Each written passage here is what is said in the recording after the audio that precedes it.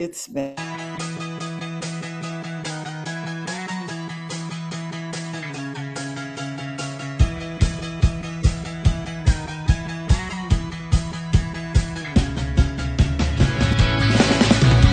Welcome to BizChicks TV. We're here to help you take the hassle out of your hustle so you can build a profitable business that's fun to run.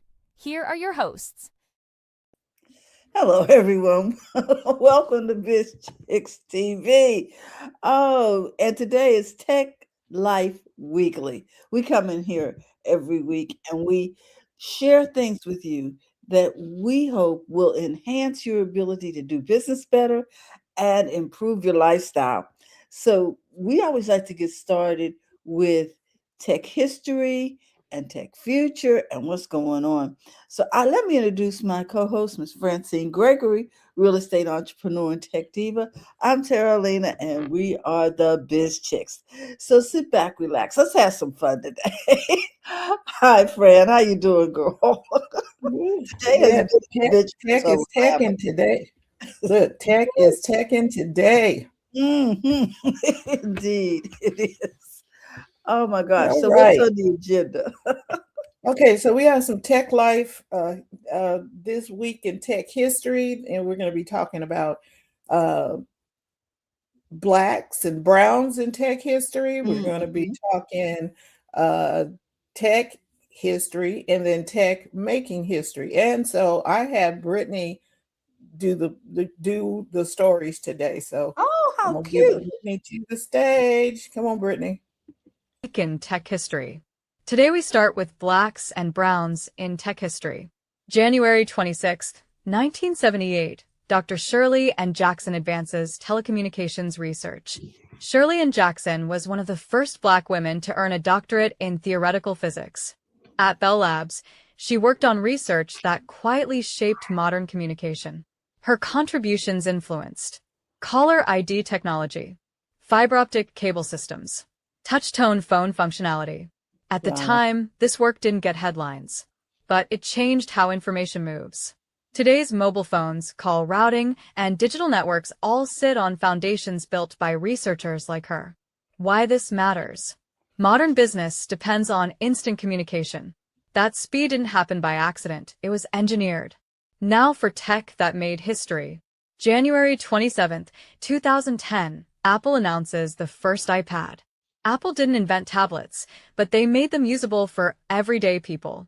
The iPad created a new product category, changed how people read, watch, and learn, opened the door for mobile-first apps. For business, it shifted expectations. Clients began expecting clean visuals, mobile access, and touch-friendly tools. Lesson: technology wins when it simplifies life. January 28th, 1986, Challenger disaster reshapes space technology. NASA lost the Challenger space shuttle shortly after launch. The tragedy led to grounding of shuttle missions, overhauls in safety testing, slower but safer innovation. Progress paused, but long-term reliability improved. Lesson: speed without safety eventually fails. Systems matter.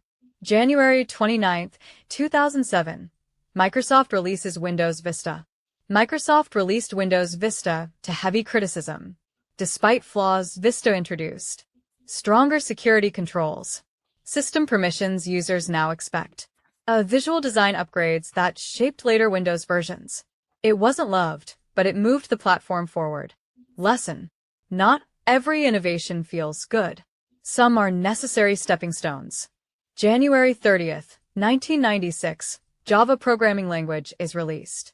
Sun Microsystems introduced Java with a simple promise: write once, run anywhere. Java became the backbone of enterprise software, banking systems, Android apps, large-scale web platforms. Even today, massive systems still rely on it. Lesson: scalable systems outlast trends. And now tech, making history this week. AI becomes core infrastructure. Companies like OpenAI, Google, and Microsoft are no longer positioning AI as a feature. AI is now embedded in email and documents, built into search and browsers, integrated into customer service, For small businesses, this means AI is becoming as basic as email or accounting software. Big tech accelerates AI investment.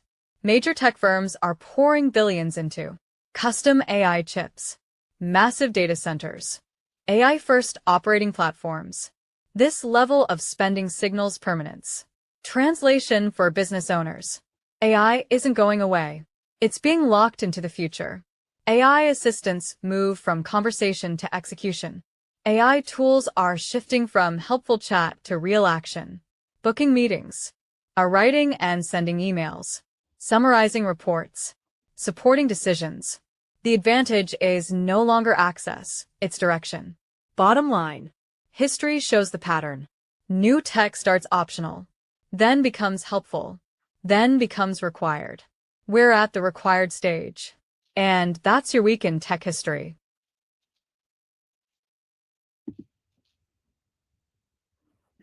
I always find that so impressive when you use Brittany. Just like she is, she is ready for prime time. Oh my gosh.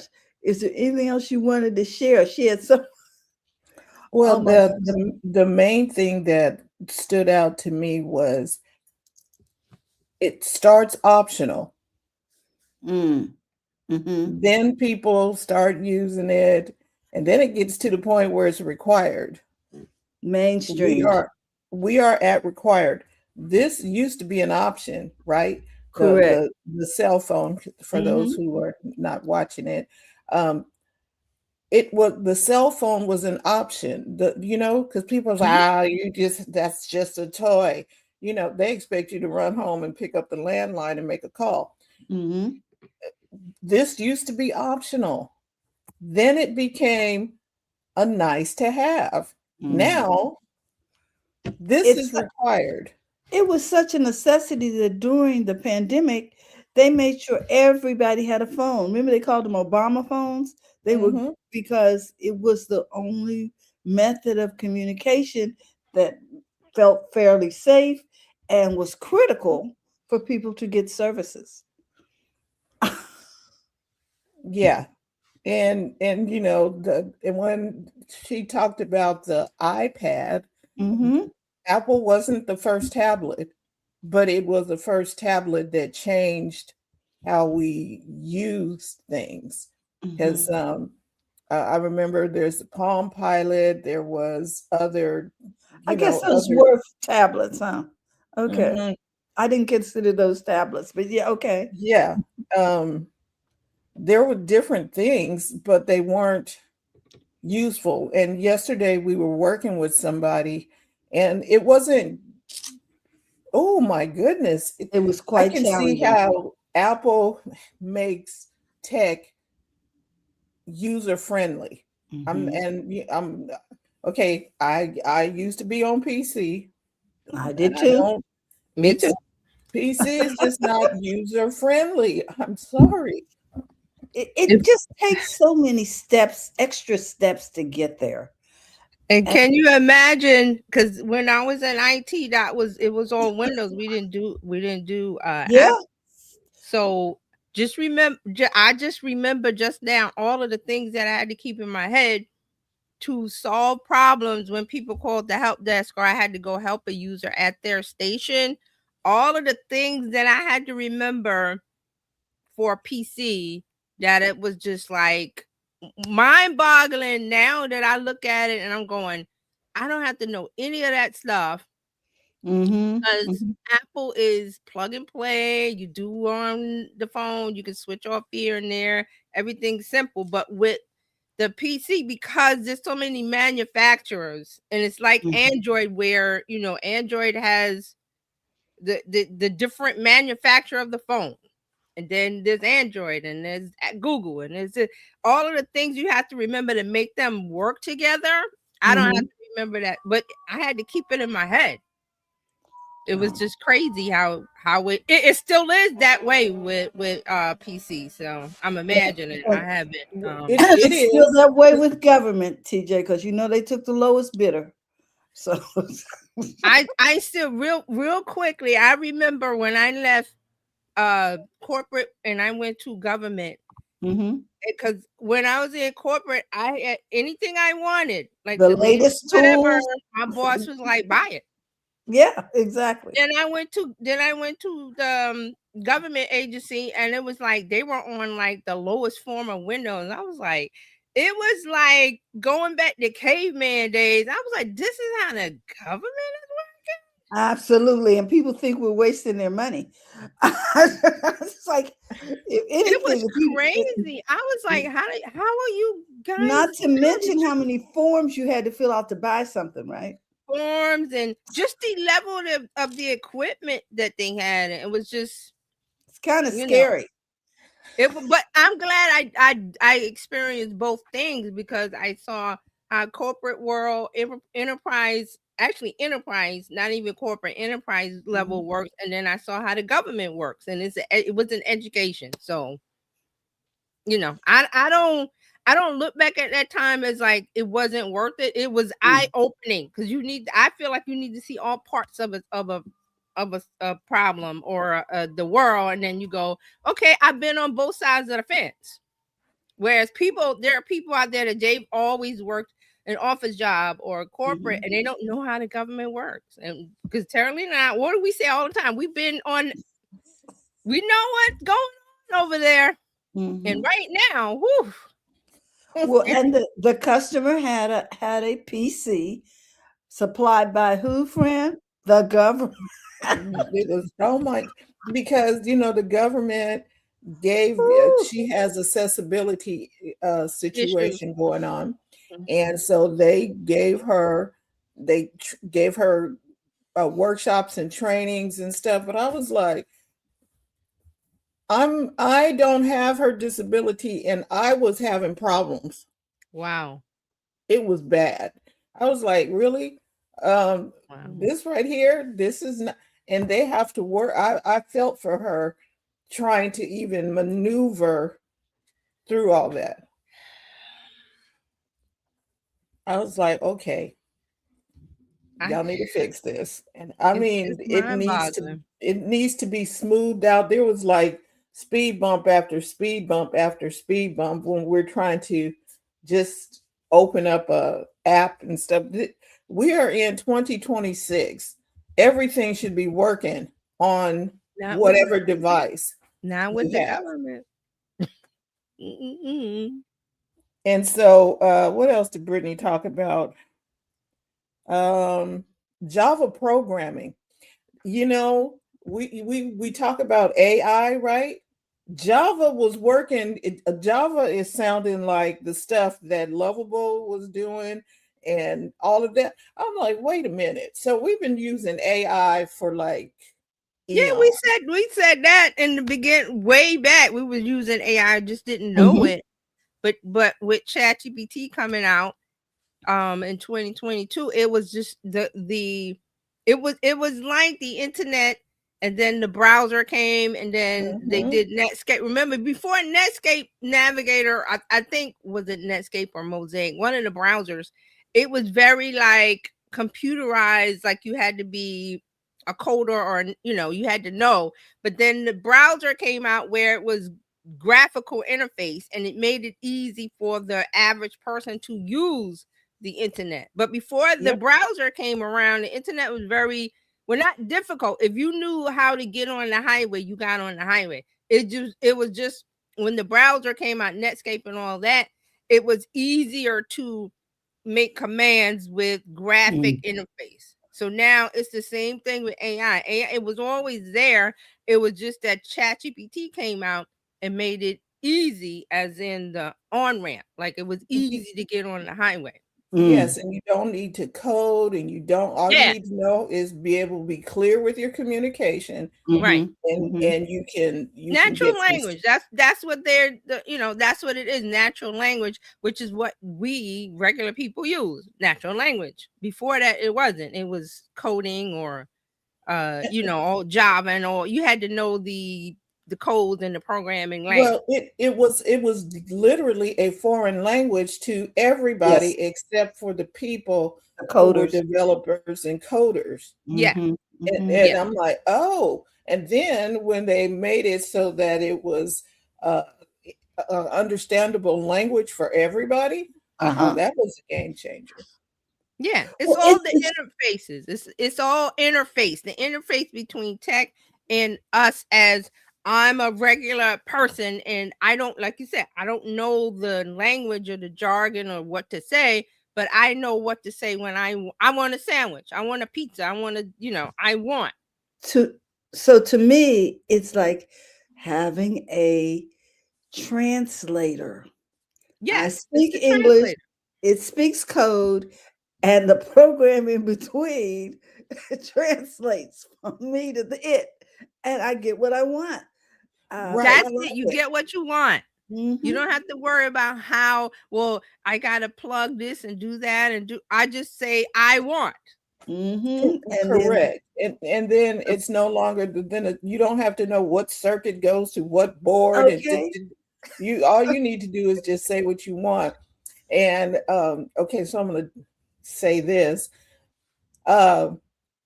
It reminds me of Star Trek when you say computer, give That's me when you I said give me a always mention sandwich. Remember the movie? I always mention the movie where they went back to Earth and I think was it Scotty that had to go to the engineering place to get something made, and he sat in front of the computer and he picked up the mouse and started talking, and the man was Talking to the like, computer "What? because What are you that's doing?" what you do. And Yeah, that's he just sat down and started talking to it, and the man that was next to him was like, his eyes went like, "What are you doing?" And he Mhm. gave him the mouse, and then he started talking in the mouse, and the man was like, "That's still not it. You don't talk into this. Your hand coordinates." And then he was like, "Oh, this is," he said something about ancient, and then he did this, and then he started typing. I love the Star Trek movies for that. They were so ahead at the time, so much. so there's a new series out, TJ. Yes, I've heard people talking about it, and there's the this and the that and the other. I'm like, it's for Star Trek. It's for Trekkies. It's not for you. It's good though. It is Starfleet Academy. It is really good. They did Okay. not pay me to say it, but it's Right. good. The people, that's what I'm saying. I was like, why is there such a backlash? It's like the Marvel movies or all of those. If you're not in that universe, I actually, I'm like, I know about it. I'm not watching it. It's for the people that are in that area that they like that. Same thing with Yes. Bridgerton. Bridgerton came out this week, and everybody, all the women and people that like it are talking about it. But if it's not for you, Yeah. I'm it's just not for me. saying. let I'm just people saying have because let people have their little community where they like Star Trek, or they like Bridgerton, or they like this show, or they like this We like entertainment. Why BritBox. do you I get love mad? British mysteries. I don't understand. It's the whole I hate the Beyonce thing. If she's not your cup of tea, there are other singers. So be you it. can go Yeah. someplace else. This is okay. I'm just saying the stuff happening on Star Trek, we are doing it now. We Yeah. are talking to our computers, and it is giving us what we want. I can't wait for that holodeck to show up. Okay, people gonna lose their mind. They're gonna jump past Ready Player One in here and go straight into the Forget the into the metaverse. holodeck. I want that holodeck. Come on, bring that. Have it in your house. It'll be in your house too. Right, it'll be a room in the house where you go in there and Oh wow, you're actually Y'all on gonna board. take it away. computer run this simulation, or computer do such and such, and you're gonna walk in there and you'll be able to go to the beach and do whatever you want to do right from your home. Whatever. So it's coming. I mean, for people to say that it's not, it's just like we say, we talk about Star Trek. Look at Star Trek from the very beginning up till now. Look at all of the things that have been in the TV shows and the movies. That's all I'm saying. The doors that open. So we it's have life imitating art instead of art imitating life. So we walk through a door now, expect the door to You move. don't even think about it. You don't even you don't think about it. Like I use the light switch analogy in AI. You don't even think about it. I need light.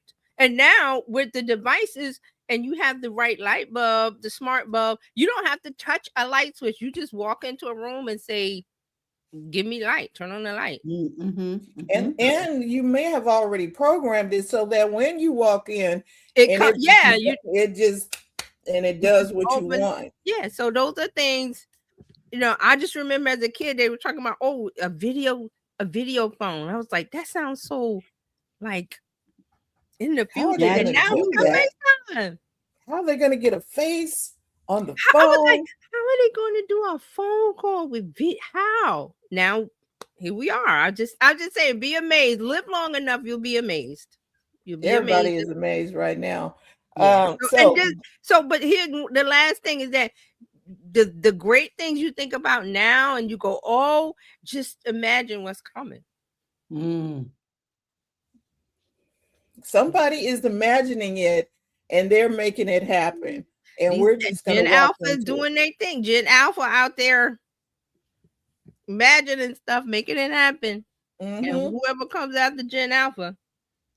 So the bottom line for today's tech is new tech starts optional, then it becomes helpful, then it becomes required. There you go. And sometimes it becomes obsolete. I just thought about, remember VCRs? I remember VCRs when it was a thing. Remember VCRs are like thousands of dollars. And what is TiVo? Does anybody remember TiVo? I remember that too. But I specifically remember VCRs because they were very expensive. And then by the time they died out, they were like, oh, here's one for $20. Yeah, you can probably get one for $5, couple of dollars now. Right, nobody, they were giving away for free because DVDs had shown up, the next technology wave had shown up. So that's what I'm thinking is like it will become obsolete. Betamax, what's the other? The disc, the Betamax. Remember that? And then there was the laser disc, and then the all cassettes. It just obsolete. Okay, I'm gonna date some people. 8 tracks. Woo! Now that's taking it back. That's bell bottoms and shoes. Now anyway, if we could just get rid of the gangster lead, huh? Okay. But we say all of this because that's just how the technology works, whether it's music or movies, entertainment, automobile industry, whatever. We could bring up a whole bunch of things. So it's just amazing to me. And I just look at it at that. And yes, there's the negative side where, we're talking about, matter of fact, just real quick, I went, because I always think about, we always say about AI and the environmental impact and the water that it's using. But then I started talking to my assistant and we had a conversation and she was telling me that there are things that are in the works, energy wise, that they're working on. Microsoft is actually working on nuclear fusion. Okay. And that will solve the AI problem, but it's just really unstable. It's not as far as using water, basically cooling, the cooling systems. The energy source that the energy of AI needs to use. And I asked it, was AI going to solve the problem? And AI told me, yeah. Now, remember, it hallucinates, but I use Perplexity to get some sources, and they were saying Microsoft is working on some things, and some other things, and we went down this road of nuclear fusion, not fission, fusion. And it's not. It's a whole different technology where it doesn't use the nuclear reactor. Which just real quick, we getting off, but I went down this rabbit hole and I was like, that is amazing. Of the nuclear stuff we do now needs plutonium or uranium or something, metal it's in limited supply. It's a rare earth mineral. A rare earth mineral, but the fusion doesn't need that. It's something based on hydrogen and seawater. I went down, I'm telling you, I went down this road and I was just like, I know it's based on seawater because one country is using it actually to cool their what do you call the places where they have all the servers? Right, but see Yeah. that's the nuclear stuff we're using now. This fusion doesn't need to cool. It uses Okay. the molecule. It's something about speeding up the seawater molecules, and it makes energy off Ah, of the movement of the molecules. It doesn't. I It's love not it. nuclear. No, it is totally different. It is not Okay. that. There It's is not that. no. Okay. There is that I got to go back to it. I just went Okay. back to this thing and I was just like, this is fascinating. So I've always said that people are working on it. So this was my confirmation that people are working on it back there somewhere behind the curtain. So and Well, Microsoft wherever there's a problem that's causing people have to spend more money, somebody's working on it. and Microsoft Right. it said Microsoft was working on this. So and probably some others in some other countries we won't get into, but Mhm. that I always like to see what is there a kernel of something where people are working on it. So that it's the energy issue because the people that are doing AI now, like the chip makers and Sam Altman and all, they all know about the problem. Yes. That was my thing. I already knew that they know because they, as a business, you Well, have to look well, ahead. it's sort of like knowing about plastic bags, but you're in the plastic bag business, so right now you're not gonna worry about it till they Right. ban it, like in California. But see, my thing is that a business, you always look at the things, the roadblocks that are ahead, not what today is. Okay, what's Right. going to keep us from growing and How do we making transition? income Yeah. and revenue in the future? And you Mhm. have a whole group of people or department within a business that is their research and development, that they are always Yes, looking ahead. R&D. Because you're today, but they're like, well, what's going to happen in 5 years? Because we're going to run out of plutonium, Whatever. or we're going to run out of whatever it is we need to keep the business going. So that's how I know that people are working on it, because that's just how business rolls. But now I got a name for it, so I was like, okay, keep my eye on that. And quantum physics and quantum computing, these are all Yeah. things that are coming. That's coming. And we thought what we're doing right now is fast. Quantum is going to take us to a whole nother level. Yeah, because I saw something a year or two ago on I think it was 60 Minutes or something. They were talking about the quantum computer, and I was like, oof. Right. And then I was listening to Myron Golden the other day. He said, we can't come back for you. If people don't, we can't come back for you if you don't get in on. We're not coming back. And the reason why he's correct is because all you gotta do is look at history and look at the things that have happened and people been left behind, and this and you have the forward thinkers and the people left behind. I'm just sorry, that's just how it is. You know what? It reminds me of when I went to visit my great aunt in Philadelphia. And we had electric lights, indoor plumbing, all that. So I get to Philadelphia. She has gas lights in the house. I'm a little girl. I'd never seen gas lights. Everybody in my family had it. You're like, what is this? And it was so spooky to me. And my uncle and my brother left me with my aunt. Well, she wasn't switching to no electricity. And she had, and it made hollow shadows on yes, it was weird. Yes. But yes. that's So what she she said she wasn't switching to no newfangled. Yeah, she wasn't switching to no newfangled this and that. And plus it probably costs money to make that, to rewire the house or whatever. I don't know. Yeah. But that's what the picture I get, Fran, when you talk about. Yeah, and that's because some people self-select. We can't come back for you. Seriously. We can't come back for some people self-select, and that's okay. I'm just saying that you want to be on the boat that's moving ahead. There you go. Some people, they're gonna be stuck with the AI is the this and the AI is bad and that, and we're like, we way ahead on the holodeck. And we like, what? We can't come and get you. Sorry. Man, I'm on the beach on the holodeck right now, because right now it is 13 degrees. I would be on the beach. I would be in Aruba somewhere on my holodeck right now, getting some sun with some 86 and sunny. Well, let me get to this real quick, because I was like, we got off on the tangent, but this is good. I'm not gonna be in the subject long. I have two Okay. articles. One's might be take us down the road. So I'll start with Apple announced its acquiring of QAI. And it's an Israeli audio-focused artificial intelligence startup. And here's the deal. The deal is estimated to be valued at around $1.6 billion to $2 billion, making it one of Apple's biggest purchases in years. So this thing lets machines interpret whispered speech and enhance audio in noisy environments. And it reportedly even detects microfacial movements for understanding. Are you ready for this? Silent communication, which I found interesting because yesterday we were helping someone with vision problems. So they got the whole team. They bought the CEO, they bought the managers. It all comes in a package.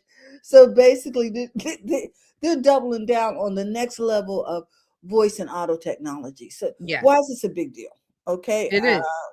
We often think tech breakthroughs only matter to big companies, but here's the truth. The tech giants set trends that eventually trickle down to small business tools like accessibility and communication, and how this acquisition could ripple into tools and our experiences that we'll use it also eventually.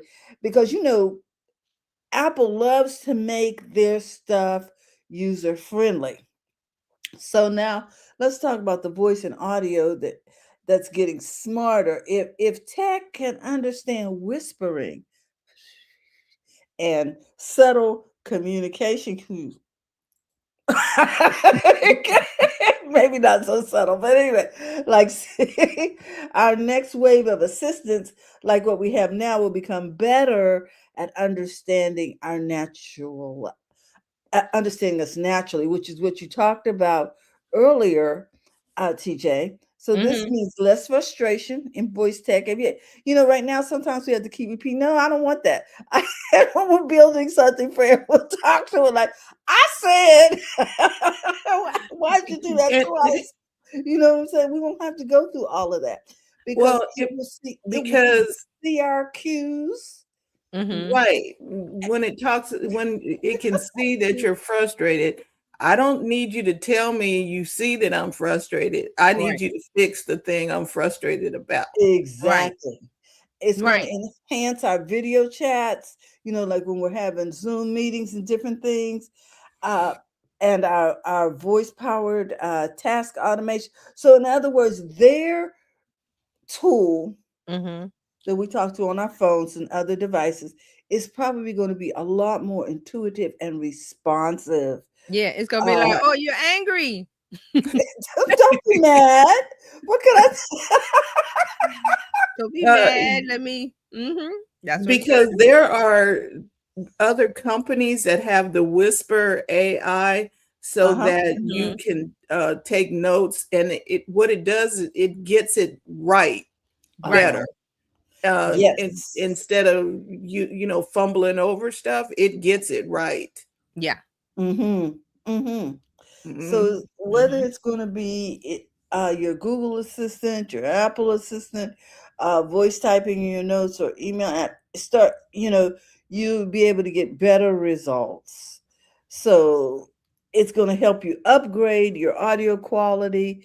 It's going to help us to stay curious about what's coming next. You know what I'm saying? This reminds me of a device. Apparently, this is a thing. There are a lot of different devices. So we already know that our phone, we can do voice recording here, right? Just hit the button and do whatever. So now they have these devices that you wear on your neck. One of them was called Fieldly, and then there was another one started with a P, and I can't remember the name. You wear it on your neck, and it's a recording device. And it records, like, okay, take a message. It's like having the computer from Star Trek on your neck, or like the what's Mhm. the thing on Star Trek? Oh my gosh, Terry. Oh, okay, The TJ and Terry. The um badge of the yeah, communicator. yes. Okay. I forgot the name of it. Uh, it's a communicator. So what Mhm. is happening? Do you know that they are making a pen? Somebody said, They made that pen, remember? It wasn't yeah, as but that one, possible, okay, but as popular. it was not good. Yeah, it wasn't good. It wasn't good. But if Apple is coming out with a pen and OpenAI is coming out with a device, And they have QAI now to make it better because right? they just acquired the So company. they're okay. So they're having these devices of now are like the com badge for Star Trek, where you Right. it now right now they are on the people are wearing them around their neck and just saying, hey, take a note, do this, and then it goes and puts all your notes in wherever it stores your Mhm. notes in, and it transcribes it. So it just took it from you recorded here, move it over into Chat GPT or wherever, and it organized the notes. It just took that all away just by wearing the device on your Right. neck. I'm waiting for Apple's pen to come Mm. out. Or it's Because Ring, like we talked about the other week. Or it's Ring, like we talked about the other yeah, week. the ring too. Different wearables. Yeah. Right. But if Apple is doing this, Mhm. it's going to be right. The other company that did it, they didn't do it. They pushed it out to probably too early. Oh no, they just didn't think of some stuff. I'm sorry. I have to give Apple credit. I think that's what makes it such a staple, is that they care about the end user. Yeah. It's Yeah. always been about the end user. So one more story real quick, guys, and that is that there's a 12-year-old girl in Nigeria who created a virus killing filter for classrooms. Mm. So, and they worked so well, are you ready for that? That she was awarded 11.5 million to install these statewide. So let's see if I can share this little what do you call it? Short. So we got blacks in tech again. Okay. Exactly. So there she is. Isn't she cute? She's a cute little thing. Oh my goodness. And so it says 11-year-old girl created virus killing air filter for classrooms. They worked so well. She got the award to install them statewide. And so there she is. And there's the teacher putting it in the classroom. I mean, I'm like, oh, okay. Okay. This is really good news. You It know what I is. mean? And I It's don't mean like, amazing. oh, this is good for you. I'm saying this is good news that is actually good instead of all the other stuff we've been hearing. This is some good news. Exactly. I was just so excited when I saw this. We have something good to share on Tech Life Weekly. And she's just adorable. She looks like a 12-year-old girl. You know what I mean? But She looks like a little kid. So in I'm a excited. world where they're trying to tell us AI makes you dumb and the kids are Or our kids are being left behind. no, and You know we what I'm saying? see that that's Mhm. not the case. And maybe we're just being covered so that we can get what we need done. I don't know, but it was exciting news to me, and I wanted to share it with our audience. Thank you. So that's what I have to share with you today, and I hope you guys enjoyed it. I did. Oh, one more thing. Well, I don't want to go down that rabbit hole. I'll see if we get to it on when we get to media. So let's roll with TJ. Okay, all right. I thought you were gonna do one more, but No, I was going to share it, but Oh. it would have taken us down this rabbit hole that you would never Oh. believe. Okay. Okay. All right, so we don't want to do that. Yeah, we I mean, need. I don't have a lot of stories, but Okay. what I do have, I know we're gonna talk about. So let me hold Okay. on, let me do something on my iPad. Okay, there we go. I like to switch it to the dark side. just for my eyes. Okay, so this week on social media news and updates, let's talk about Spotify. Spotify is rolling out group chats. So they rolled out a message feature last year, so now they're adding group chats. Now, this group chat users can now share the podcast playlist and audiobooks they're listening to with up to 10 people. Oh, You can only start a chat with someone you previously shared content with. For example, if you have a collaborative playlist with someone or have joined a jam or a blend together, you can start a conversation with them. So in Spotify, it's just they've gone beyond just listening to music and sharing it out. You can get together and create playlists and share things and talk. And so they have these things called jams and blends, which I have not looked at. I think it's you can remix songs and make a playlist in a okay. group or something. But now they're adding the group chat so you can chat while you do these things. So Spotify is trying to make its app more social. They're putting more of these social things in, these social elements. Features such as comments on podcasts and the ability to follow someone and see what they listen to. So they're saying that messages are encrypted at rest and in transit, which I was like, that's kind of weird the way they wrote this. However, they are not protected by end-to-end encryption. So they have encrypted, I guess, when it's moving and when it's at rest. I just thought this was weird the way this person So wrote do they mean like when you're driving? When No, they say transit or just no, I don't get it. encrypted when you're sending group messages. No, Oh, okay. within the app, not when driving. when the message is in transit. Yes. Okay. Yeah, That's what I'm 'cause see, saying. They wrote it's weird the way they wrote it. Either way they because normally end-to-end encryption means from the time you From the put start, it in yes, to yes. the time it gets to the end person, Yes, it's and encrypted. Right. That's not how it is. It has a different level to it. So I just thought that was weird. The way the person wrote the article was kind of weird. maybe it was translated. You know? So that's what's in Spotify. So next is Amazon is in talks to invest up to $50 billion in OpenAI. Yep. So this is going to allow OpenAI to have up to $100 billion in new capital from investors, and this could value it as much as $830 billion. This is from the Wall Street Journal. This is what they're saying.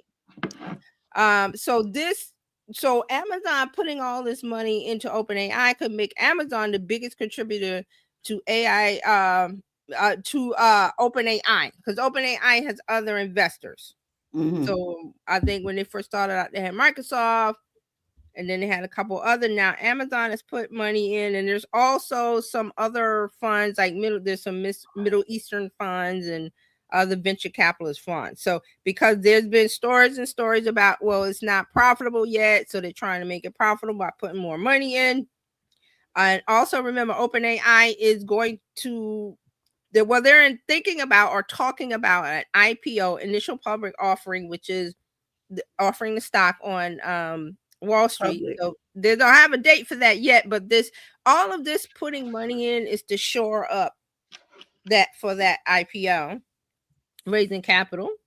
So Amazon has also put money in the OpenAI competitor Anthropic. Yeah. And they've been investing heavily in AI infrastructure.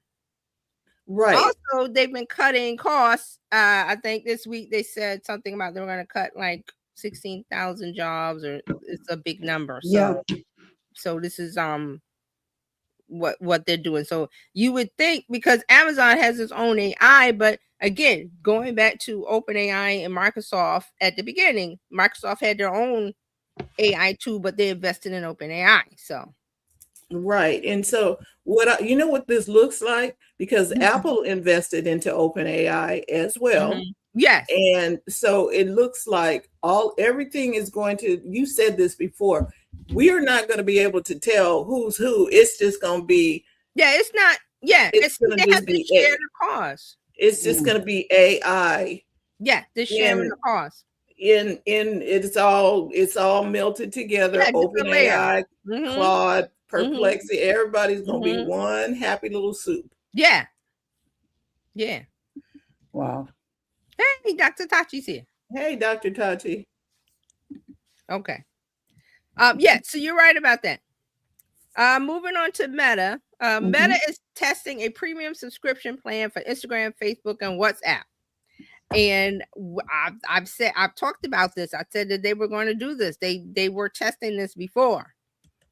So Meta is testing new subscription models across the apps, Instagram, Facebook, and WhatsApp in the coming months. This is according to a report from TechCrunch.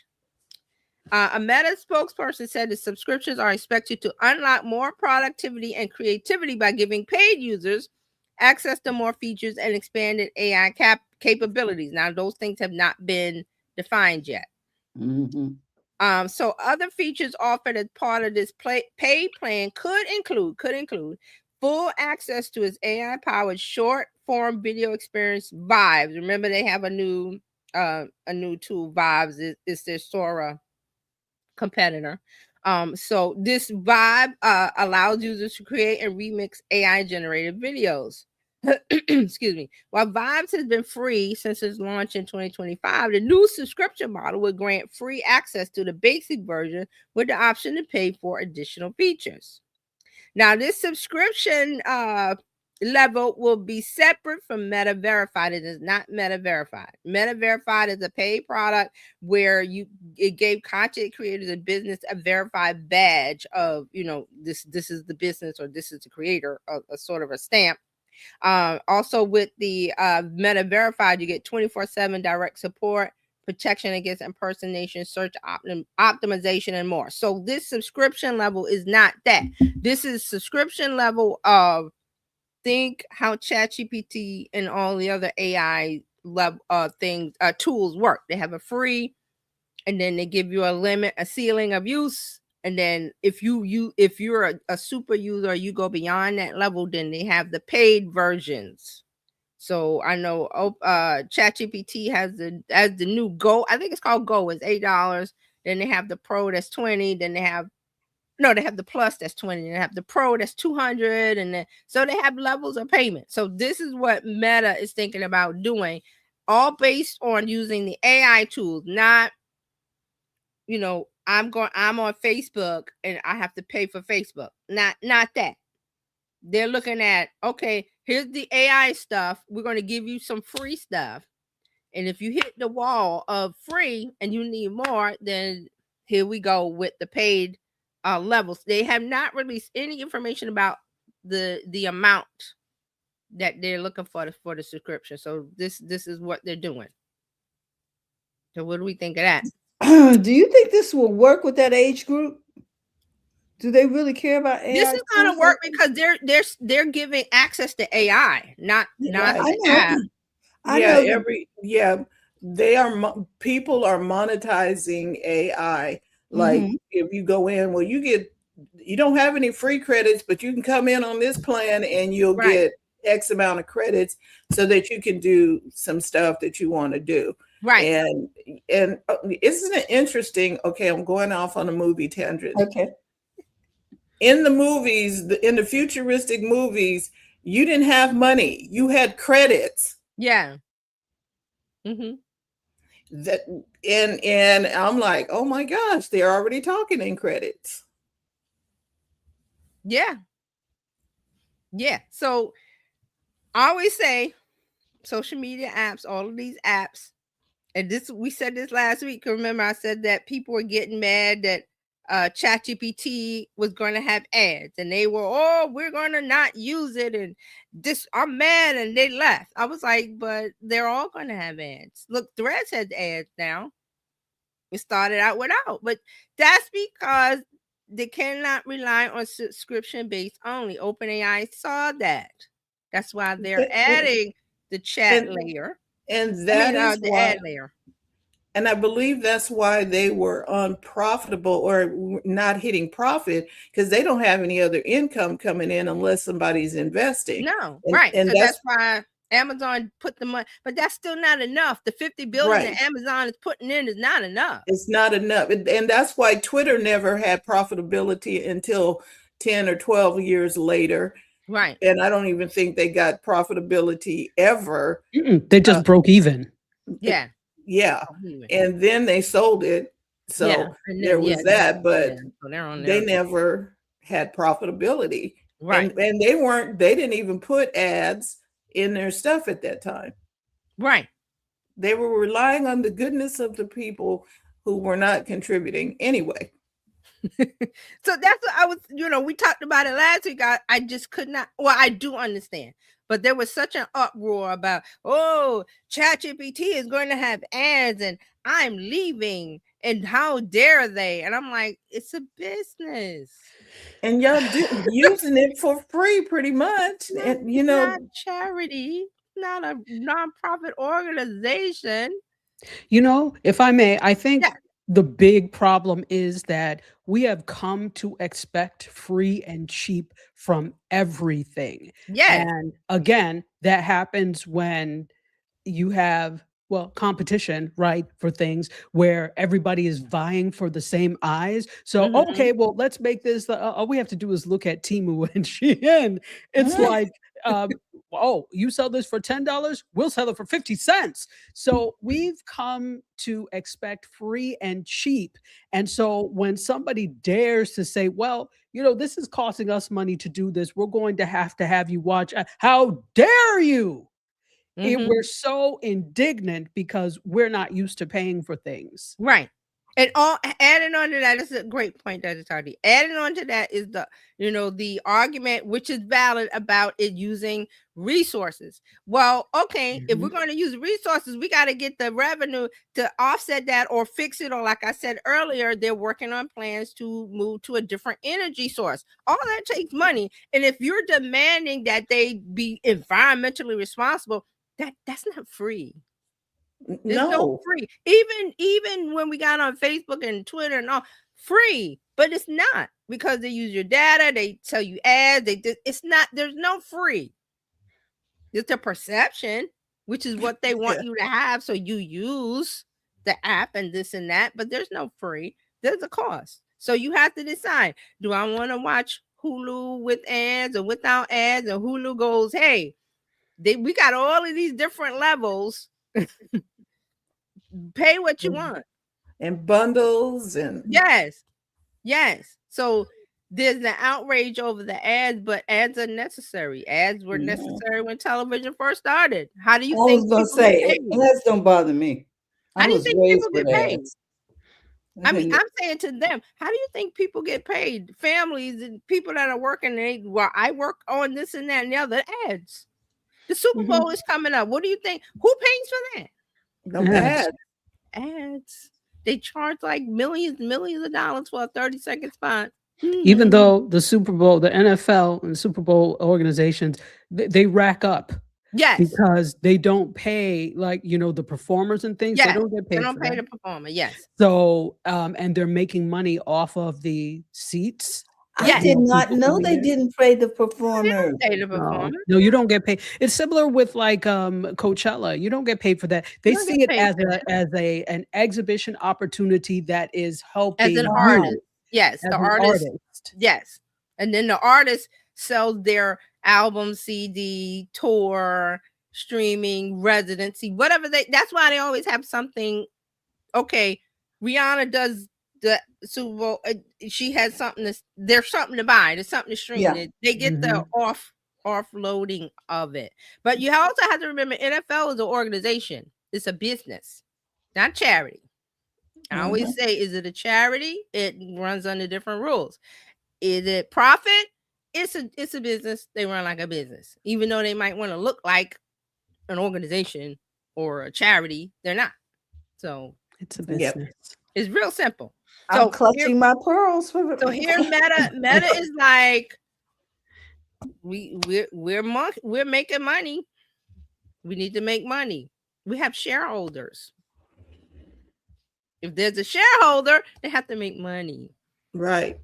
I'm just saying, you got to be realistic. So the ads are coming in the ChatGPT. I said last week that hopefully, and they probably will make them unobtrusive or not so in your face, but there'll be an ad. Only time you're going to know is if you're on the free plan, the Go plan. Right. And it's going to be marked ad. It won't be ad. It's going to be something subtle. Ad or sponsored. Because I see it when I'm on Threads now. I see, I mean, a lot of people don't see it. It looks like a post. It just has the username and then it has ad light gray. Right. Sponsored. Light Yeah. gray. That's an ad, but it looks like a post. And those are not bad. The ones that are bad are the ones that when you're trying to play a video game and stuff is flying through the screen. I was like, you know what? And then the little X doesn't show up until the video plays.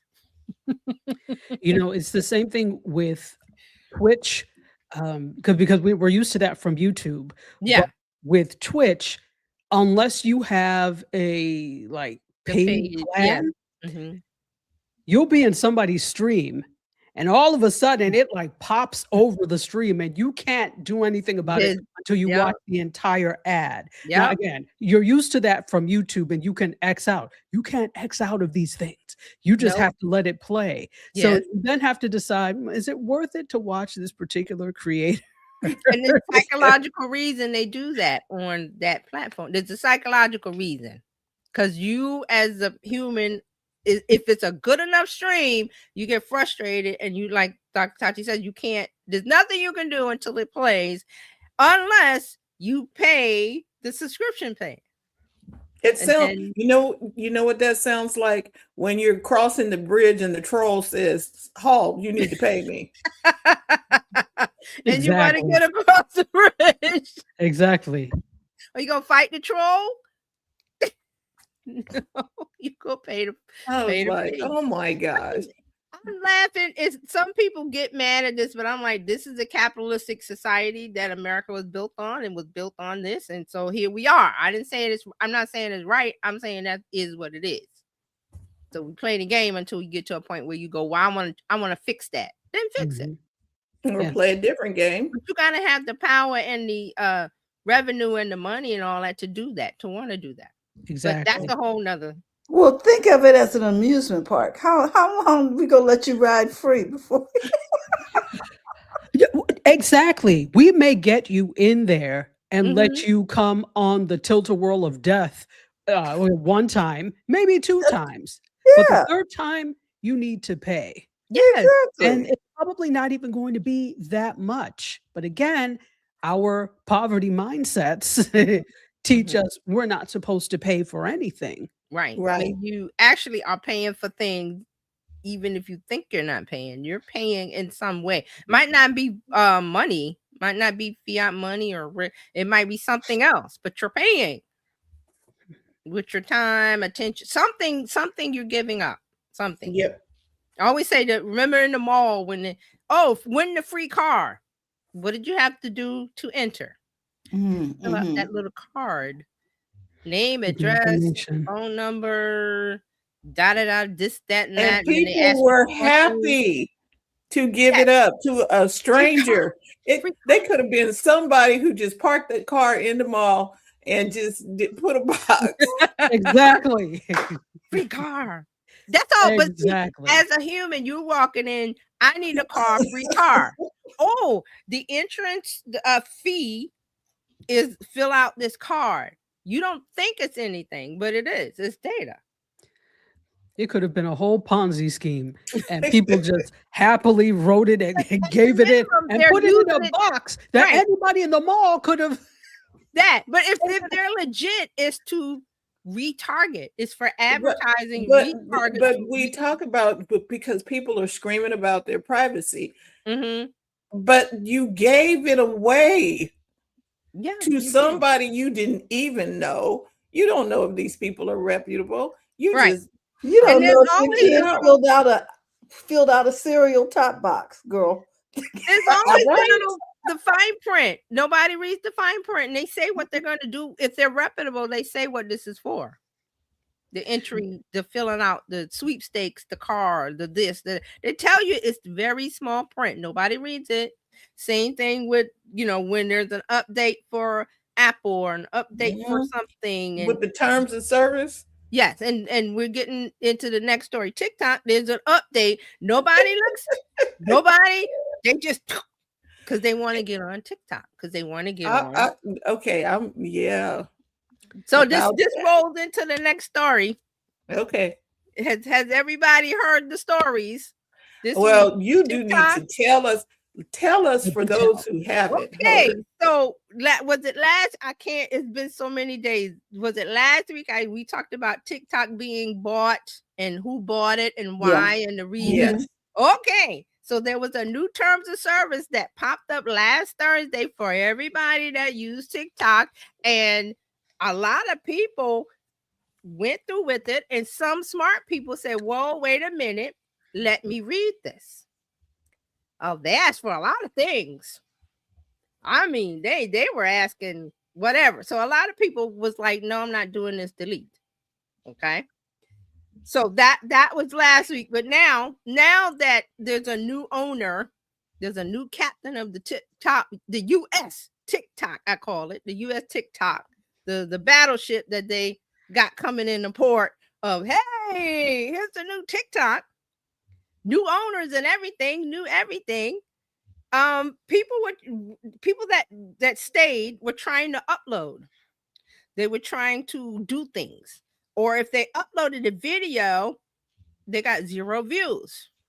They were trying to do their normal stuff. It was political. They tried to put in certain names. Their names were blocked from typing in the caption. That's because the new terms of service says that they look at keystrokes, they look at this and they look at that, and they can ban and all of that wonderful stuff. So then here comes all the outrage, naturally so, of censorship, what's going on, why are they doing this? It's because it's a brand new day. It's a new TikTok. That's not the Chinese version. That's what happened during the sale. That's what I explained last week. That basically China just sold the name. They sold the Ferrari, but didn't sell the Ferrari engine. So when you get a Ferrari and there's no engine, what do you do as a mechanic? You rebuild. You say, well, I can make a Ferrari-like engine. I'll use a Ford. Does it run? No. Exactly. So that was the issue. That was the issue. Jaguar. So TikTok came out and said, oh, it's some server issue. We had server problems. Did they really? Did they really? Nobody knows. So here's all this mass confusion. The smart people said, delete TikTok. I'm moving on. So they moved on, and I want to share a list. Wait, let me see. One of the things I had a list of some of the new apps. Let me see. Oh, I lost it. So now we got a place to go. Thank you so much. One of them was Upscroll. Let me show you. Upscroll. Let me show you. I have not looked at any of the new apps that people were flocking to. I will take a look, but let me share this screen. This is from Al Jazeera, which unfortunately fortunately, the international news organizations are really, that's a good source to go to, because the US news media, they're not, whatever, we're not going to talk about it, but they're not telling us things. So this is from Al Jazeera. What's Upscroll, the app taking over popularity after TikTok's US takeover. So let me give you the link also, if you want to read this on your own. Let me put that in the chat for everybody. So it's been a week for TikTok, and we talked about it last week about why. So it says disgruntled TikTok users are flocking to the platform, which is promising a transparent tech experience. And Upscroll is created by Palestinian, Jordan, Australian entrepreneur Issam Hijaz. I hope I'm saying that right. But this is where everybody was going as an alternative to TikTok, because let me get this out of the way, because TikTok was like, well, we're over here in the US server. We got the Oracle servers and this and that. And I read through the fine print and told you that they had to recreate the algorithm. So they recreated it. Larry Ellison, the owner of Oracle, and he's got 40, I think it was 45%. We broke down the percentages. So this is what's happening. people were like, no, we're not gonna, we're mad at tech and we're not taking this anymore. Upscroll was one. I had an article that had them listed. I can't find it. I got so many things open. But Upscroll was the one that everybody was mentioning this week. So if you want to take a look at it, take a look at it. I have not looked at it. I will look at it. But I'm looking at the first thing over here under rules and policies. We believe in free expression and user choice, but not at the expense of safety, dignity, and trust. I like that sentence. I hope it's true. So I asked ChatGPT to give me the terms of service for the new ones, right? Upscroll? No, for new TikTok. Okay. I'm like, anybody who clicked on that, y'all need to have your head examined. I was like, say what? Somebody. I didn't even do that because I saw somebody that I was a lawyer on Threads, and I think I saved it where she went through the whole why you don't want to say yes, and I was like, okay.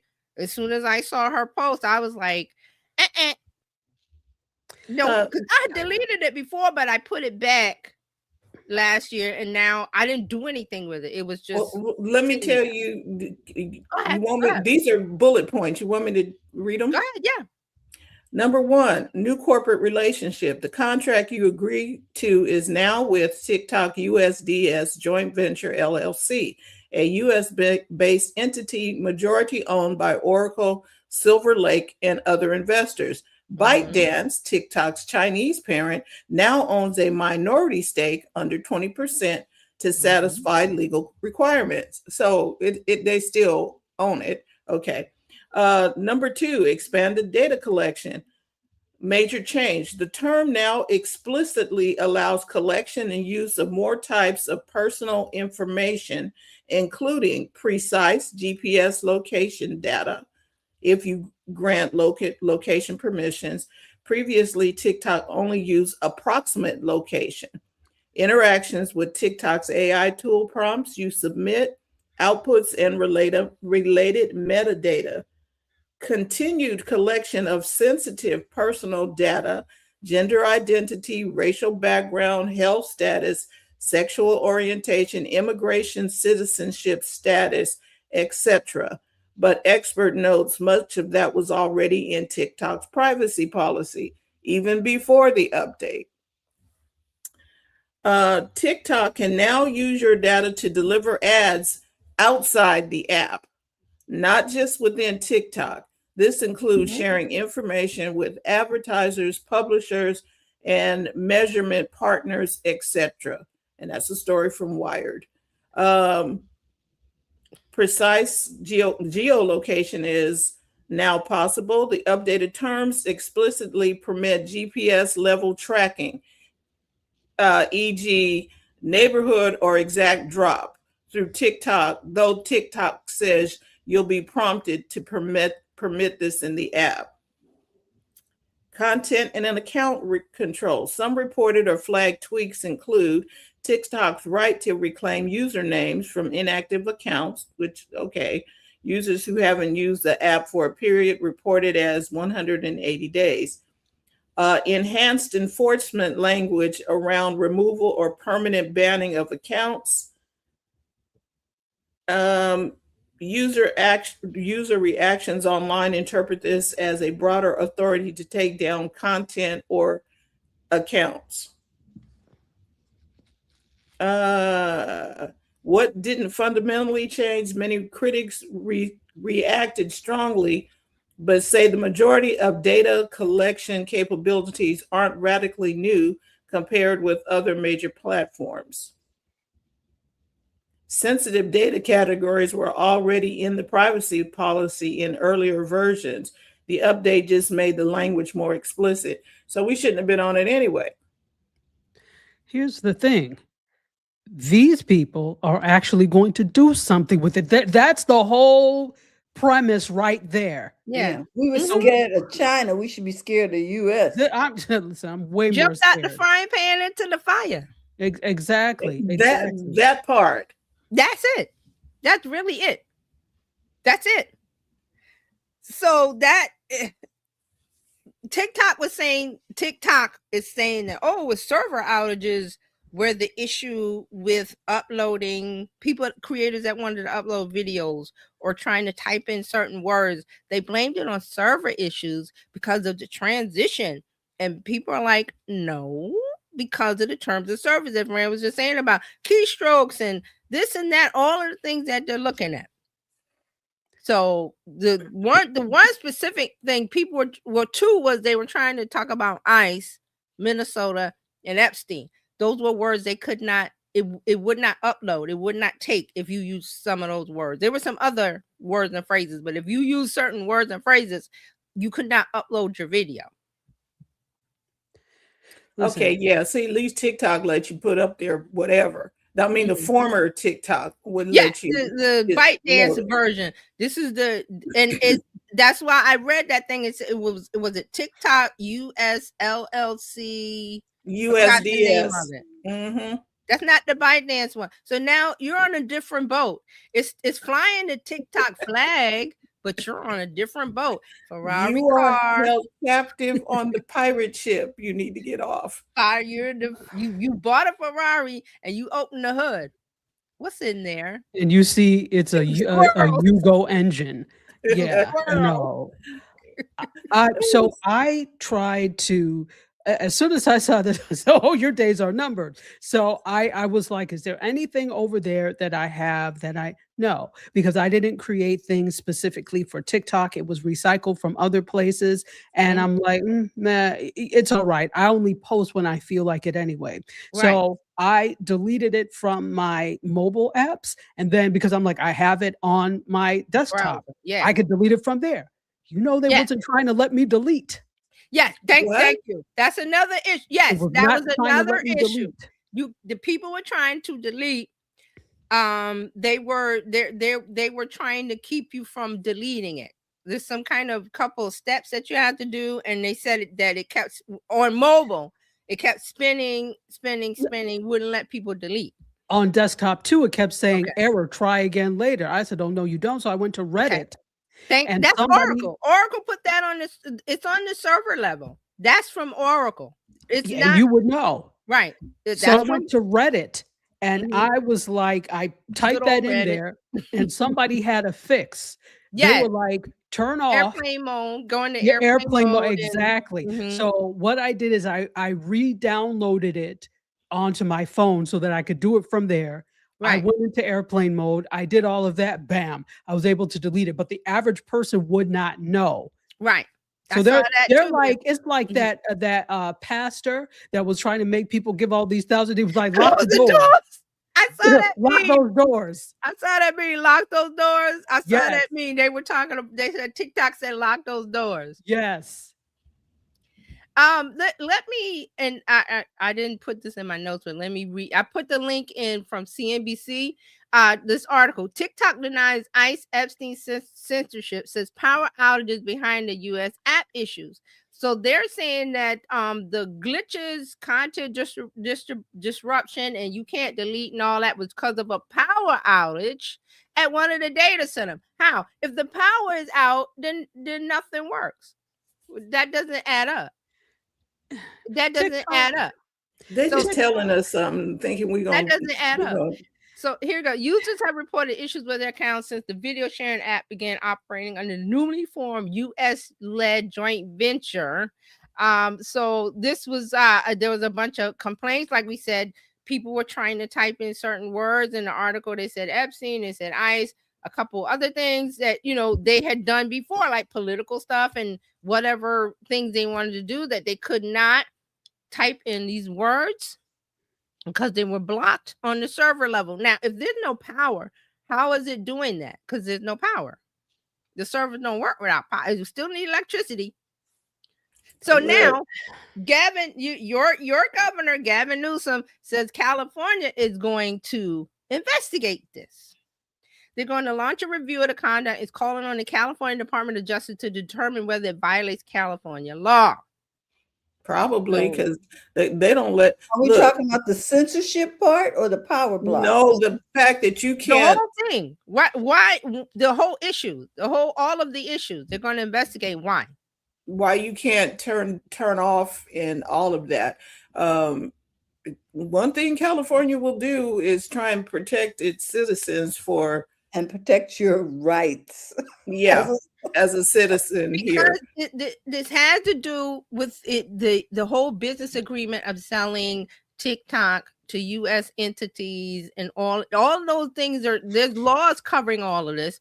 So here's the tweet from Gavin Newsom. It's time to investigate. I am launching a review into whether TikTok is violating state law by censoring Trump critical content, because he was replying to somebody's post. And here, let me give you this. He was replying to somebody's post that they had a screenshot of them trying to type the word Epstein, and there was an error and a red exclamation point, and they couldn't do it. They could not post that word. Yeah. So Because Newsom responded to that. Newsom has been trolling our friend, and so I guess he won't be able to make his post either. So he there's a link to that. It should pop up. You don't need X for it, which is one of the good things. You don't need an X account. It will show up. So this is what's going on. So people were reporting direct messages couldn't go through, that you could not upload any videos. The people that uploaded videos got 0 views. Like they were getting thousands of views on a video before the sale, and now everything is sitting at 0. Well, Right. you know what else? My son is he came to before TikTok was TikTok. He was on with ByteDance. He had millions and millions of views. He was doing it, and he said the last few weeks or whatever, it went skirt. And so it's not the same. I need to ask him where he's going. I was like, the YouTube Shorts might be a thing. Okay, so yeah, that's another part of it. YouTube saw an influx of people. People went to Instagram. Any place that they could do short form video. YouTube really got a lot of the people. I've seen some people that I follow. They made videos about, oh, welcome to YouTube. You know, you coming from TikTok. Well, welcome to YouTube. This is what you need to do. This is what you need to know. So yeah. and I did have a list. I had a list of other alternatives. Yeah. Upsell was the one that got the most news. There was like 2 or 3 more. I can't even find the article. So TJ, here's my concern. If Oracle can do this with this one app, what about the other things that it touches if it is permitted to do this by the FCC? You know what I'm saying? To me, this is mission creep. This is eventually leading to total censorship. And so this is a big deal. Yeah, it is a big deal. This is why people are upset, because of what you're saying, that this is creep, censorship, government. It's not supposed to be like that, but it is. Now, what do we do? Who do we go to? Where are the police? The government? Well, the government is the one that's doing this. Well, the government has been, handicapped, kneecapped by whatever's going on over there with new leadership over all of these agencies, and the workers are sitting around like we would have been like, what? Yeah. So here we are. This is like 7 days after the sale. And TikTok, the new USS TikTok is saying, oh, it's just server issues. It's just the transition. We're going to work on it. Don't worry about it. But if you're smart and you pay attention to your intuition, you would do like everybody else, that when they went last week and went to TikTok and this thing popped, the new terms of service popped up, they were like, no. Some people are still there. So here's the thing. It's a mess. And some people will stay on TikTok. Some people will ignore and push through and don't care about the terms of service and don't care about what they need to know if your sexual orientation or something. Fran wrote in there that they need. Why does an Your app need to know immigrant that? status. An immigration staff. An app only needs to know maybe my email. All the other stuff is extra. Why am I giving you that data? So it's about where is TikTok going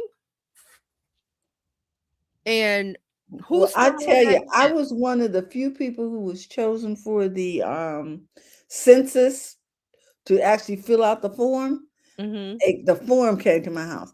And Right. some of the stuff they asked, I just couldn't understand why they needed that information. You know, Because they don't. this shows you, this It's gets back to changed. the basics of it's important to pay attention to politics. It's important to say intention and to look at who you're voting for on a federal level, on the state level, on the local level of your government. It's very important. Absolutely. Because normally, you know, they would ask how many rooms, how many toilets. They didn't ask none of that. They got the personal stuff. I'm like, this is how much did you make? So the thing Don't is, you have that where at the do we go? IRS? You know, just Yeah. So the thing is, the TikTok people, what do they do? They're wandering around going, well, what do we do? What do we do? The smart people are like, where's the exit door? I'm leaving. Because I don't need TikTok. Now think Yeah. about the people that have been going live and have like Fran said, you got millions of followers, millions of views, you've been making money. What do you do now?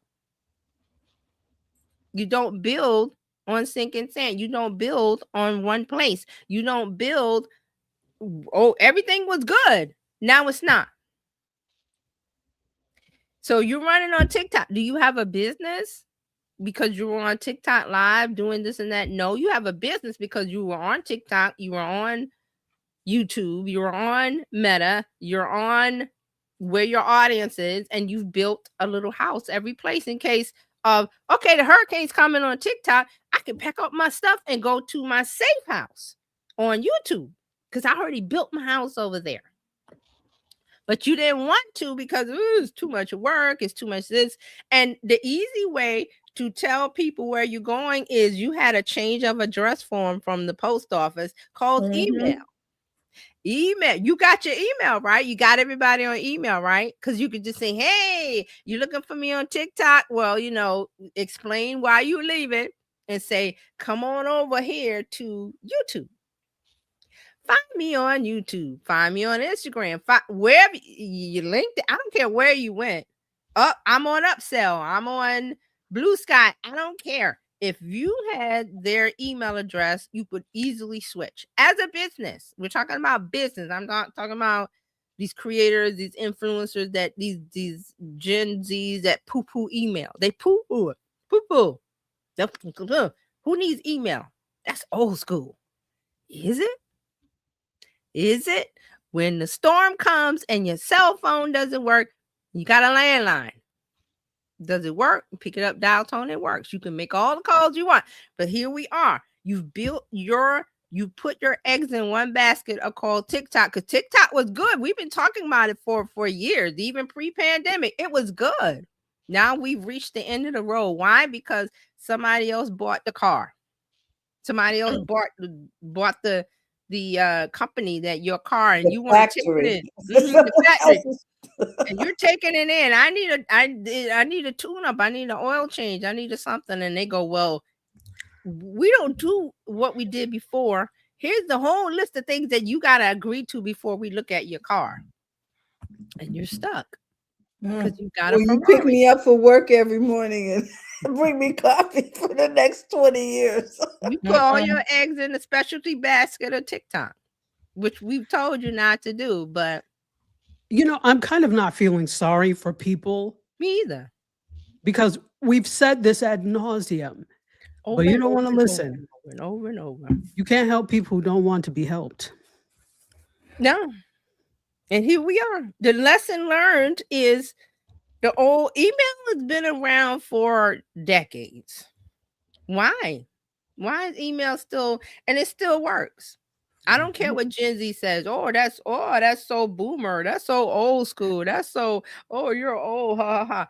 yeah, like I said, you got a landline when the storm is raging, though you can make calls. I don't care if it's old school. You're running a business. These kids aren't running businesses. They're just online they fell into whatever, discovered whatever. I don't care how, but they, I'm going live and I'm making money and I'm making videos and here's the money. Here's the sponsorship and the influencers, this and that, whatever. That's you gotta have a business mind. TikTok was entertaining. TikTok has played its last hand. Now it's still there, but there's new ownership, new management, new rules. Do you want to stay? I don't.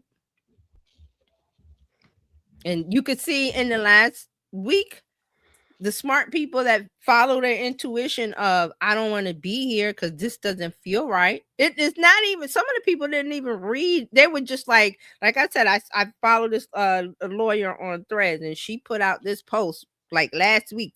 Oh, I went through the terms of service and dot. So if you trust her, here's the thing about trusting. I don't even need to read it. Or, some people said they ran it through ChatGPT like Fran did. It scared them. And they were like, I'm leaving. I don't need this. Okay. You don't need it. So people are packing up, moving on. Oh, I cannot find it. I had an article where, let me see if I can find it real quick. But that's what's going on this week with social media. That's it. So I will look for while we're doing media, I will look for that article with the other apps that people are running to. Yeah. Well, so while we were making our transition to Dr. Tachi, I asked ChatGPT, what's the pros and cons of Upscrolled? I can do this for any new app. And it pointed out some stuff. Well, here's the thing. They're just getting started. So with the influx of people coming in, they're going to be, small teams and growth pains. And some people experience crashes and performance lags as the platform scales. And thank you for saying that, because I did see an article. I didn't go back. There's so much going on.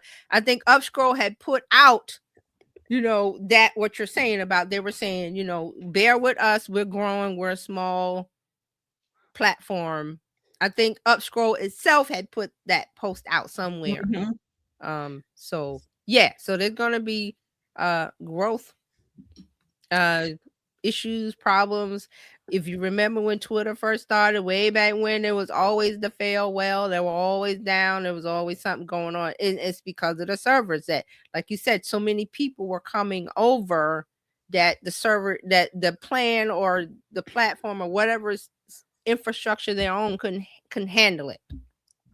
Also, one thing before I leave, eMarketer said TikTok uninstalls surged 150% after app's US takeover. So in a week, 150% uninstalls. 5 days, and not even a week, 5 days. They're saying this is according to Sensor Tower data. Sensor Tower. Okay, so 150%, 5 days, not 7 days, 5 days. So this was a big deal. So. But do you think that the old hats was going to get it right? The old hats? You mean Oracle? All of them people. They're going to take away the thing that makes it TikTok. I knew this was. I didn't know it was going to be this big, but I was like, this is a problem. That's why we talked about it last week. I was like, as soon as I saw the breakdown of who owns it, it was like, oh, this is not going good. Well, I knew it wasn't going to end well. I didn't know it was going to be 150% uninstalls in 5 days. But that's are they still on the stock market? Who? Were they ever on the stock market? TikTok's not on the TikTok's China. It's privately owned. But it's not on the stock market. ByteDance and all of them, that's all Chinese owned. That's China. That's not here. There was no Wall Street, nothing. I'm trying to figure out how they can make money if they don't have any They don't They have They're enough users, and they're not the paying people US for the US content. version. they're trying to That's an whatever plans they had internally. Larry Ellison and all, and Jared and the Saudis, whatever had That's whatever another plan, individual they that didn't share it with the public. They're not gonna share it with us. So okay. So whatever. this is what I'm getting from. This is my take. Okay. They are going to try and make it like True Social, where Yes. you're not going to be able to. Okay, thank you for bringing that up because I saw it today. I didn't read the link, but that guy that's in the White House said that he wanted to do that.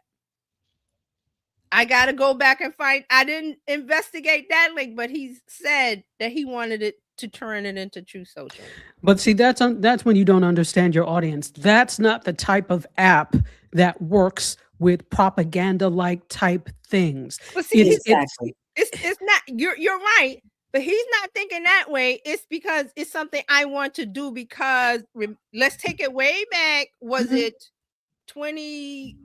I'm trying to remember when he had a event, and the kids on TikTok spread it to go and some kind of free event. They bought up all They the bought up tickets. the tickets and nobody showed up. Right. That's when he was like, okay. Right. He has a vendetta. Whenever he has a vendetta against something, he seeks to destroy it. Yes. And it doesn't make sense economically or business wise. It's just he wants it. Right. No, and I understand he wants it, and that's what the thing is. But I'm like, it's like you purposely crashing your plane into your own building. It just doesn't make any sense. It doesn't make sense. And it ties into everything that's going on with the government now. It doesn't make sense. I mean, I have a theory, but I'm not going to bring it up because I don't want to go down that road. But you're right. This doesn't make sense. But all of the things that they're doing since January 20th, 2020, gosh, it's been so long, I can't remember, to 2025 when he got in, I can't remember. Ever since then, there's been a steady march towards this doesn't make sense. It doesn't make sense. This is the last. It's only been 30 days. It's only been 30 days, even though, never mind, they've been orchestrating this for a while. High C has only been in office for 30 days. McDonald's orange drink has only been in office for 30 days. Yet this is the level of wahala that has been allowed to happen. Are we ready for a connected? Yes, let's move on. Because I was trying to find the other apps. I lost the article. I'm sorry. I'll look while we're talking about media in some way. Okay. So I'm sure you've heard by now that, by the way, hello to you all. Hello to everybody. So I'm sure you've heard by now that Don Lemon has been arrested. Yes. What's the latest? Because he had a live this morning. I forgot. He did have a live this morning. That's the article I didn't want to leave with still this on. morning. They're still on. I'm watching it now. Oh, still on. Yeah, they're still on. So they have guest journalist that has taken the helm, and they're discussing this. Joy Reid was discussing this morning because listen, when I was waiting to see, first of all, when I heard the news, it came across my screen in the mornings. I have news that comes across. So that came. I was like, "Are we sure?" So I went and I looked and confirmed that was the case. And so I said, "Okay, well, let me get over to because Don Lemon has a daily live at 10 a.m. I got there. They were already he does two dailies. He does one in the morning, one at 5. Like correct. So the one at 10, I knew people were going to be waiting. When I got there at 10, there were already 1,400 people that were waiting. When they went live, it was like 3.4K people waiting when I saw it. So and I got on live early. yet. It was a lot of people waiting. It was not live. Once it got to be live, the last time I looked at the numbers, there were 11,000 people watching. Wow. So on YouTube. On YouTube, not even to talk about the other platforms because they go live. He goes live on Instagram. He goes live on Substack and some other places. Yeah, he goes live in a lot of other places, but my main place to watch is on YouTube. So that was just YouTube alone.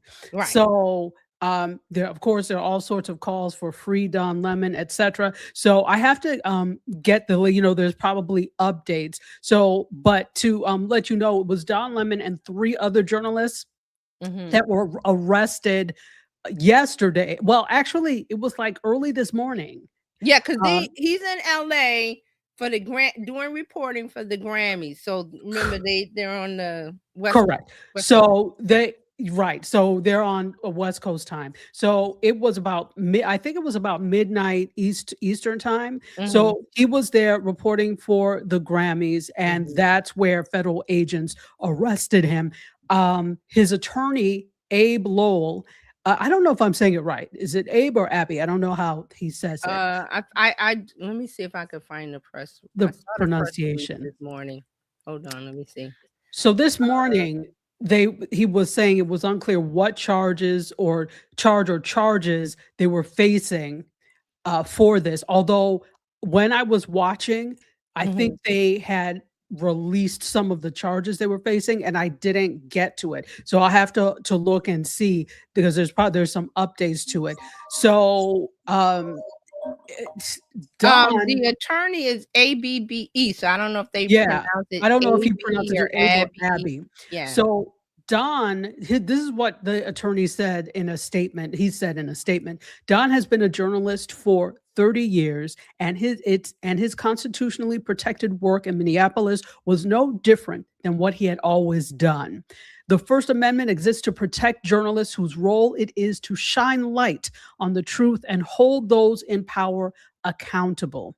So the attorney general posted on social media this morning confirming the arrest of Don Lemon and the others who were present during the protest at the church, where the local official with U.S. Immigration and Customs Enforcement serves as a pastor. So this was the whole problem. With the thing, you have an ICE agent who is a pastor at the church, and that's why those protests took place. But journalists who are there, this is no different than journalists who covered the January 6th attempted coup. Right. This is no different than any other type of protest or event. Journalists are there on the ground to get the story, to Yes, get they're that the out eyes and the ears us. of the public. Eyes and the ears of Exactly. the public. They serve as our eyes and ears. So this is no different. They did not incite that, but they knew it was going to happen. So what do you do as a journalist? You go and you report on it. That's what he was doing. That's what all of these journalists were doing. In fact, one of the journalists was arrested. They sent federal agents to her house because she recorded this. So this is not surprising, because this is all in the playbook, but this is what happens when you have, and not to talk on it too much, but when people try very hard to suppress a voice, that gives you a pretty good indication that they're either scared on their side, or they know something is wrong and they're trying to cover things up. That usually is an indication of that. Go ahead. Right. And just real quick, because I'm doing because I'm updated. I haven't looked at it in a while.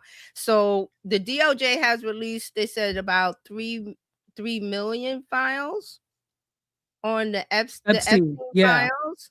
3 million pages from the Justice Department files. The Epstein files were released. So you can take that and say, well, why is all of the other stuff happened yesterday? It's to get in front of or bury the lead of. Go ahead, Fran.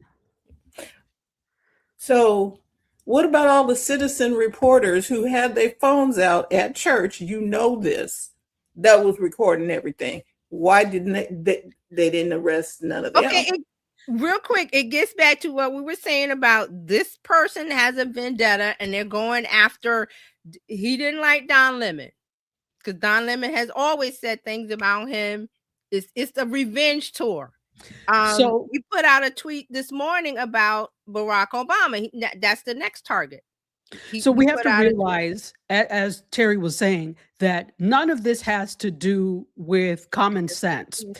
this is the type of person that not have impulse control. So whenever you have a vendetta or you want to go after something, you just do it. There's no common sense about it whatsoever. So this had no, these are all excuses. It's your constitutional right to protest. It is also, the constitutional right as a journalist to be able to report, right? Free from persecution from the government, right? That's what all of this, that's what the First Amendment is really for. It's supposed to be free from persecution of the government. So we have to realize that that's what this is.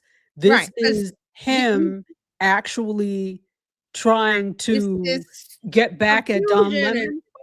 And obfuscate, and because now he put out a tweet today saying arrest Obama now because they've discovered bombshell Russiagate documents proving that Barack Obama personally ordered CIA agents to manufacture false intelligence on him. Now so we know he put out a whole tweet about, and he says it's time for people to pay the price. Arrest Obama now. That was he's just, the thing is, these are people that he's very jealous of Obama. Revenge tour. Extremely jealous of Obama. He wants to do, I mean, this whole thing, and I'm going to talk about the malaria film in a moment, but this is all of this is in a quest to be like them.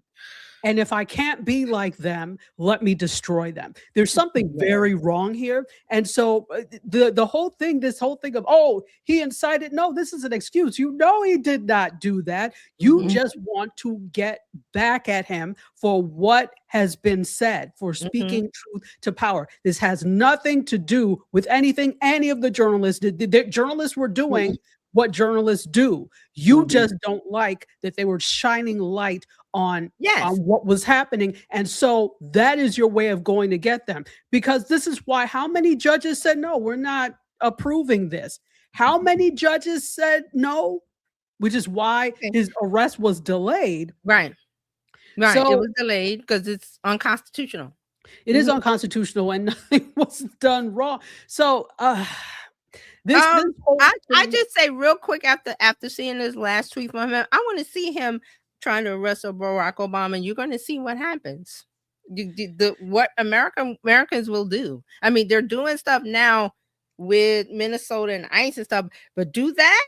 Oh, you're going to see something. FAFO. You don't want to see. He don't want to see that. He don't want to see what happens when you do that. That's going to activate a whole bunch of people that are not activated. So. And what we've seen, and not to talk about this ad nauseum, but what we've seen in the past is the retreat that happens when there is pushback on certain things. There is a retreat, right? Bullies always retreat when you stand up to them and call. I just keep thinking about Gavin Newsom. Remember when he met him on the tarmac? And he was right in his face and he was shaking his hand and he pulled him close to him. Yeah. There's always a retreat whenever a bully is faced with pushback. So I definitely will say that. But so this story is continuing to develop. We'll just have to watch it during this whole day and to see what happens. And so let me he gonna act.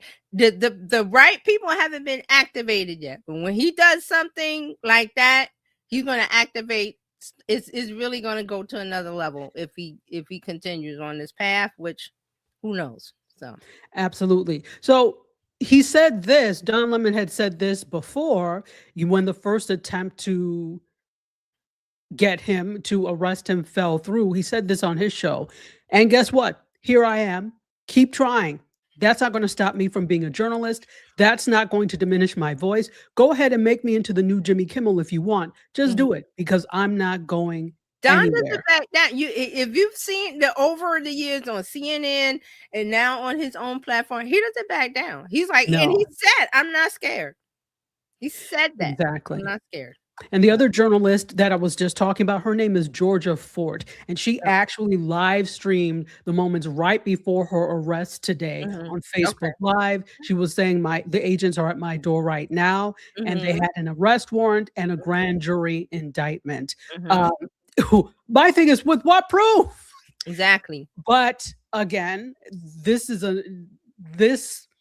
whole regime has shown you don't need to have proof to do whatever you like. Right. She said, I don't feel like I have my First Amendment right as a member of the press because now the federal agents are at my door arresting me for filming the church protest a few weeks ago. So this is going to develop because we'll see a lot of things. So there's a lot that's being positioned here. What I'm interested in is I haven't seen anything from this church. Mm. Oh, the church that they were in. Yeah, I haven't seen any statement or anything. What denomination was it? Do you know? Was it Catholic or It was Catholic not Catholic. okay. Lutheran, or I'll look it up. Yeah, it was not Catholic. To me, because see, the it thing is, seemed to me like it was one of those non-denominational churches that's always called something like Live Church, and they the pastor wears jeans to the church, and it's always like Pastor Joe, Pastor this, those types of churches. And I don't want to make an assessment, but I've seen this a lot where they, because of religious belief, tend to align with very conservative causes. Yeah, and very hard line.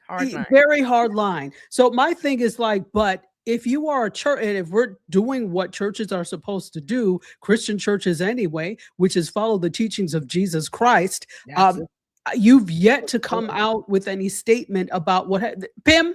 Silence. So I'm interested to see what they have to say regarding this, and the fact that you have an agent that from an agency that is really spreading terror and that does not have the public support right now.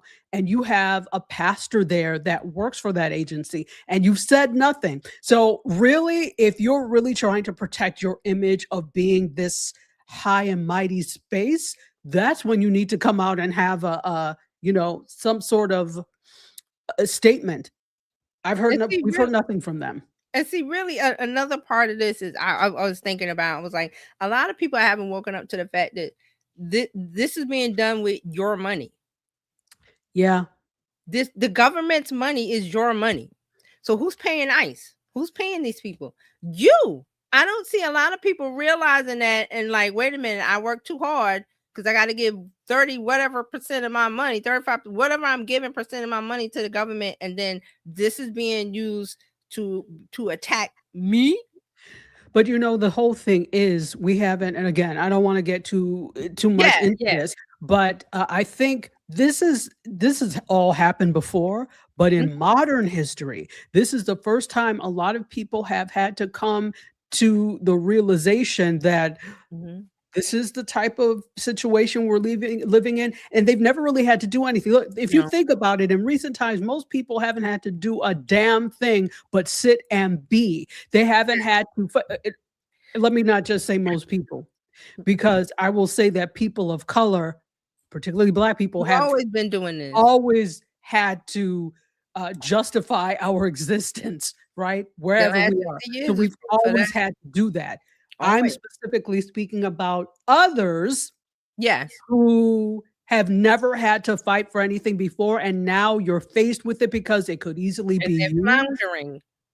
So I think this is where all of this is coming from too, that they've never had to do anything. They've never had to fight. They've never had to protest. They've never in recent years felt at risk.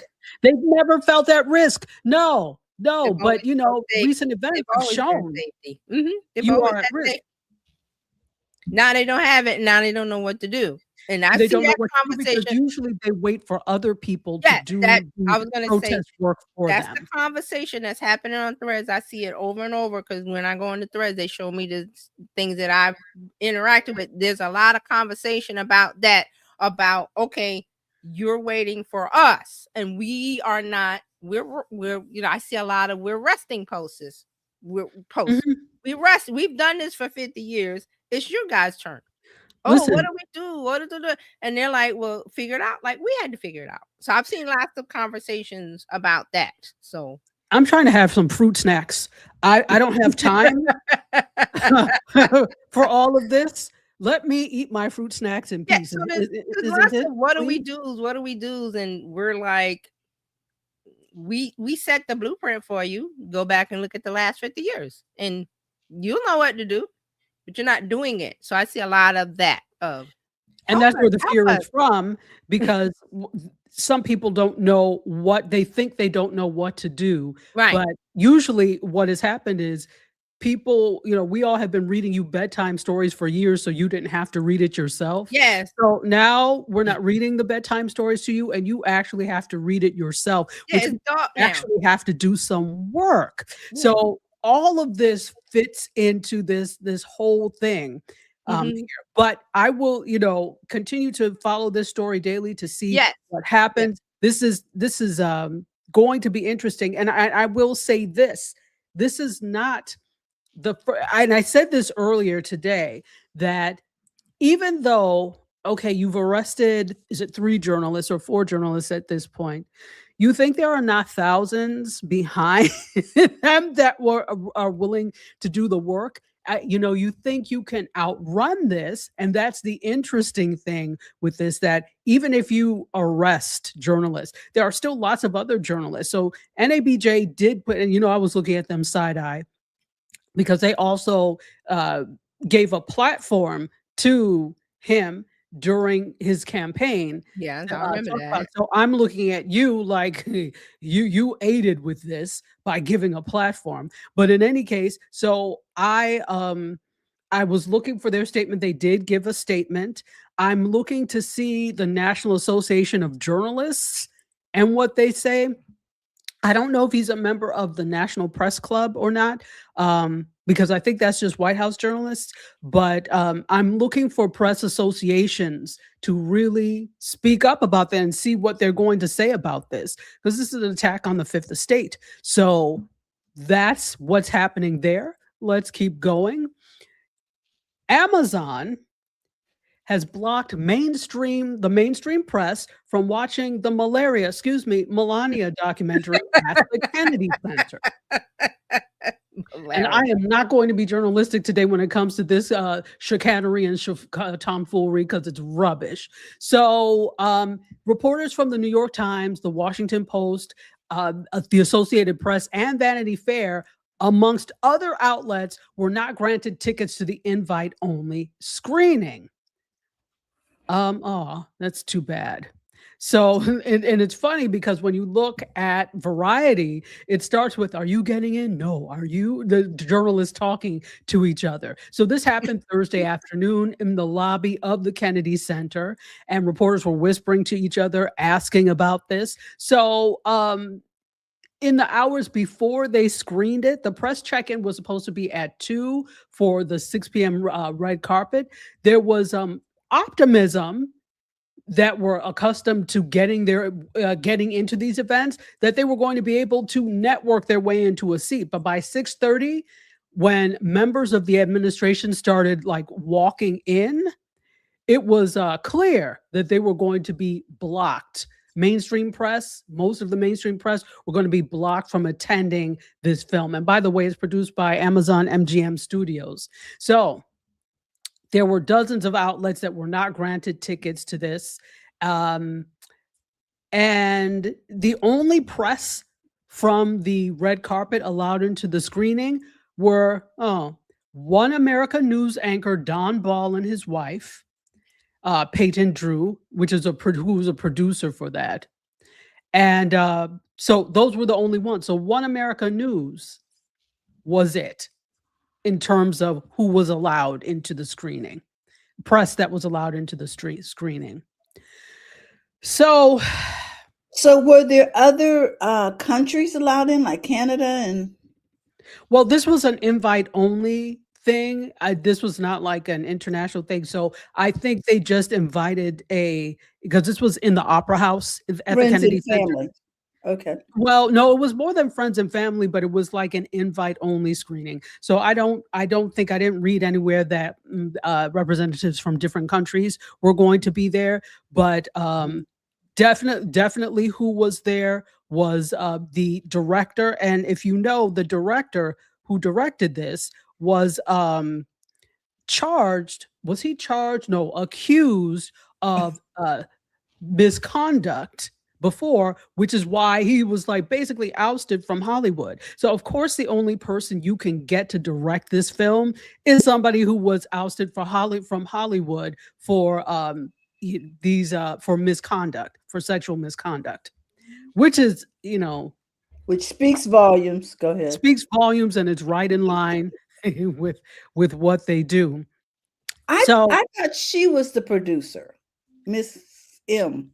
she Malaria is probably an executive producer, but not a producer. So the I executive can't producer. wait to see the box office numbers on this. Oh well, if you listen, if you saw or heard, they were talking about in Australia they sold one ticket, so it did open worldwide. They removed it from theaters in South Africa. There were 7 tickets that were sold in the U.S. So it's not doing well, and people are actually happy about that, but it is not doing well. Didn't they live 7. stream the 7. red carpet? Didn't they live stream the red carpet and nobody was there and they shut it? I saw a little clip or something today. Oh, I don't know. I'm That's sure probably that is the good. case. That they I'm were on the red carpet and something about there were no, red carpet premiere. There's usually people posing and taking pictures. Like it was empty. I had to find the tweet I saw this morning.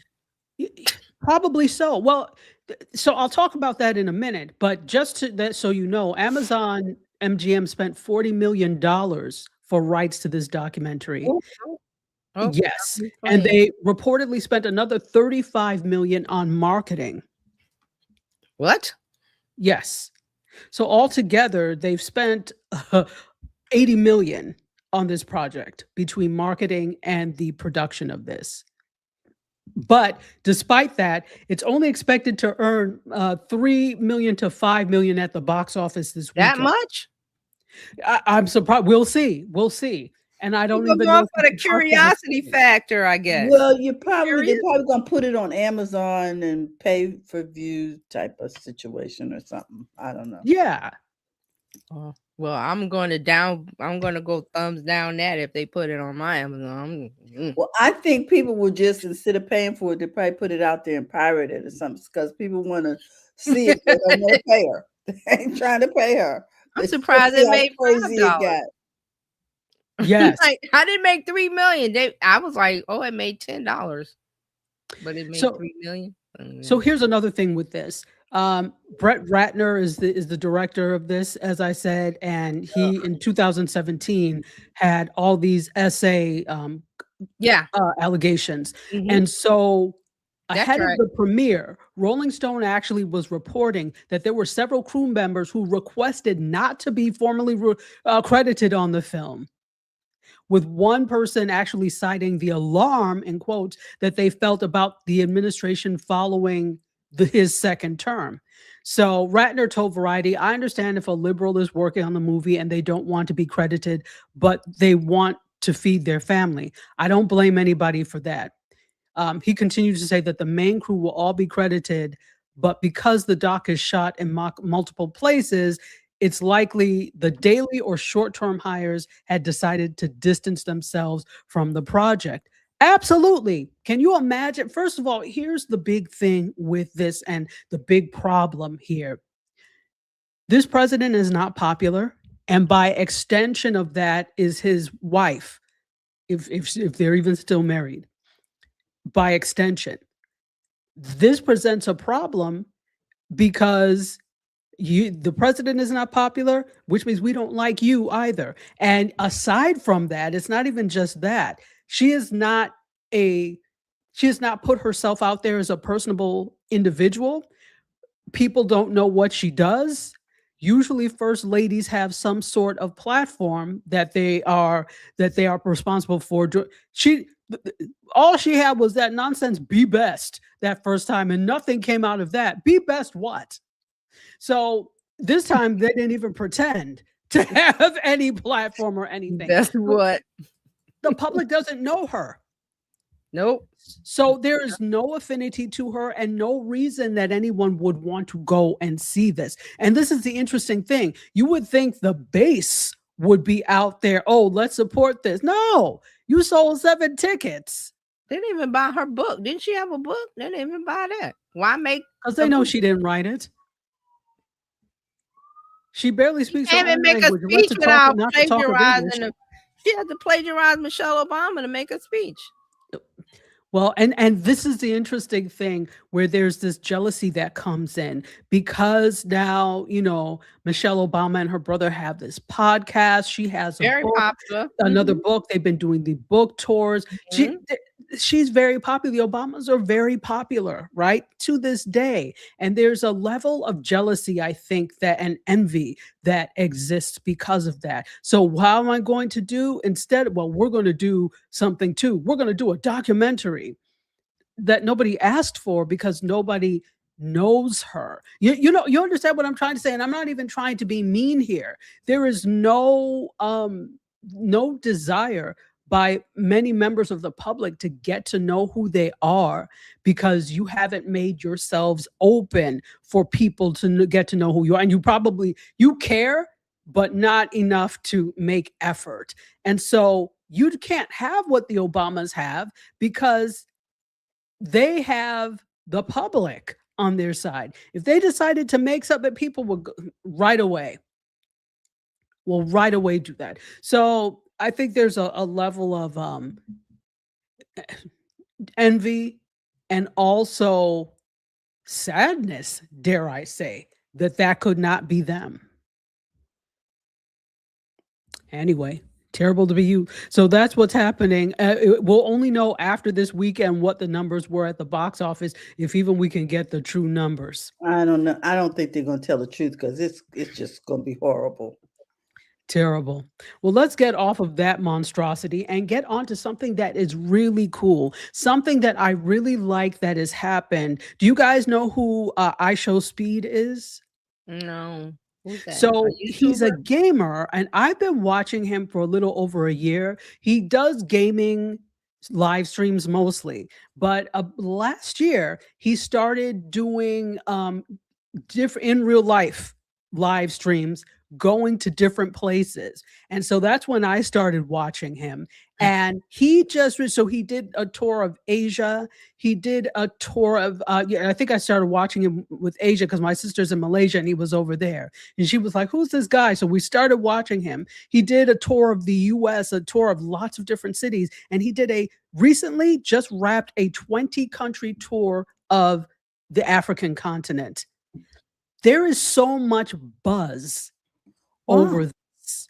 So much buzz. And here's the thing, and this is why I keep saying independent is the way to go. People that are making their content off of these mainstream forms, it's like the mainstream media is getting to it after the fact. They're like, oh, IShowSpeed. I was like, please, we've all known about him. You all are just finding out. So he's done this wonderful thing, and he basically has acted almost like a cultural ambassador, and it has really shown the world, his streams have shown the world what Africa is like, who the African people are, through going to all these different countries.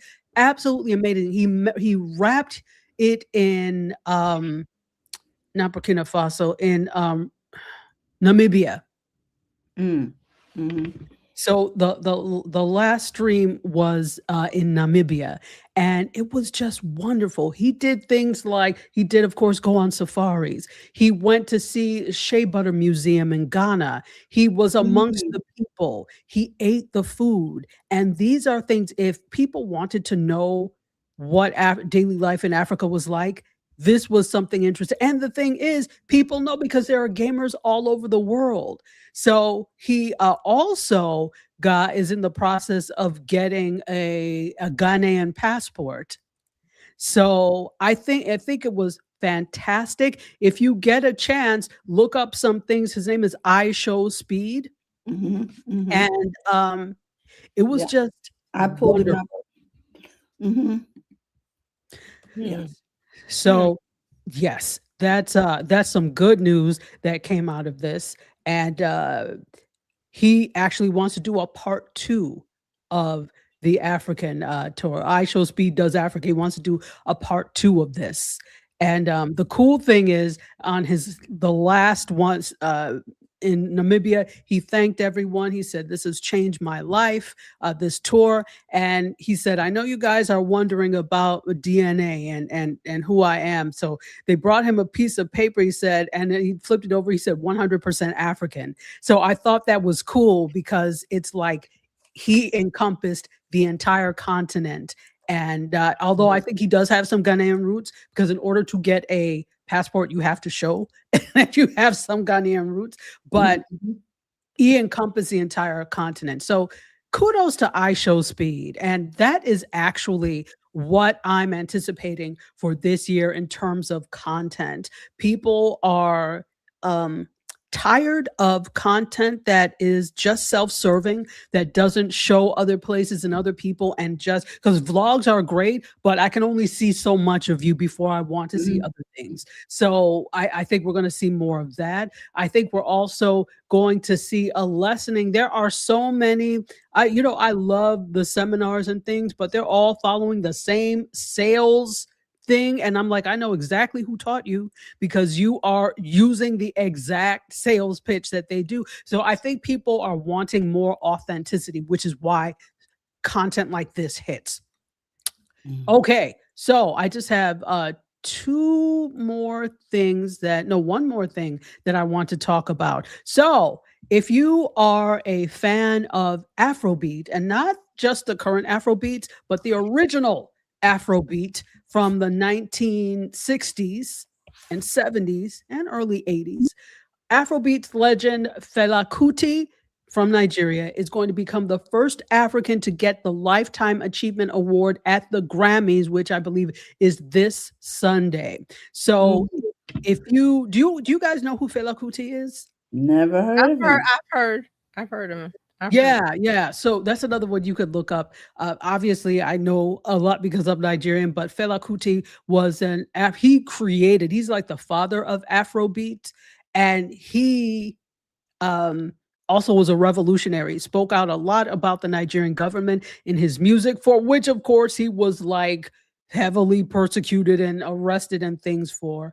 But it's interesting that they're giving him this award, because he was really about speaking truth to power through art. And a lot of what we're seeing now in terms of speaking truth to power is also through art. So it's interesting that he is getting this Lifetime Achievement Award. If you ask me, it's a little late, but he passed away in 1997 at the age of 58. And as I said, he's the first African to receive the Lifetime Achievement honor from the Grammys. So his son, Seun Kuti, said this to the BBC: "Fela has been in the hearts of the people for such a long time. Now the Grammys have acknowledged it. It's a double victory."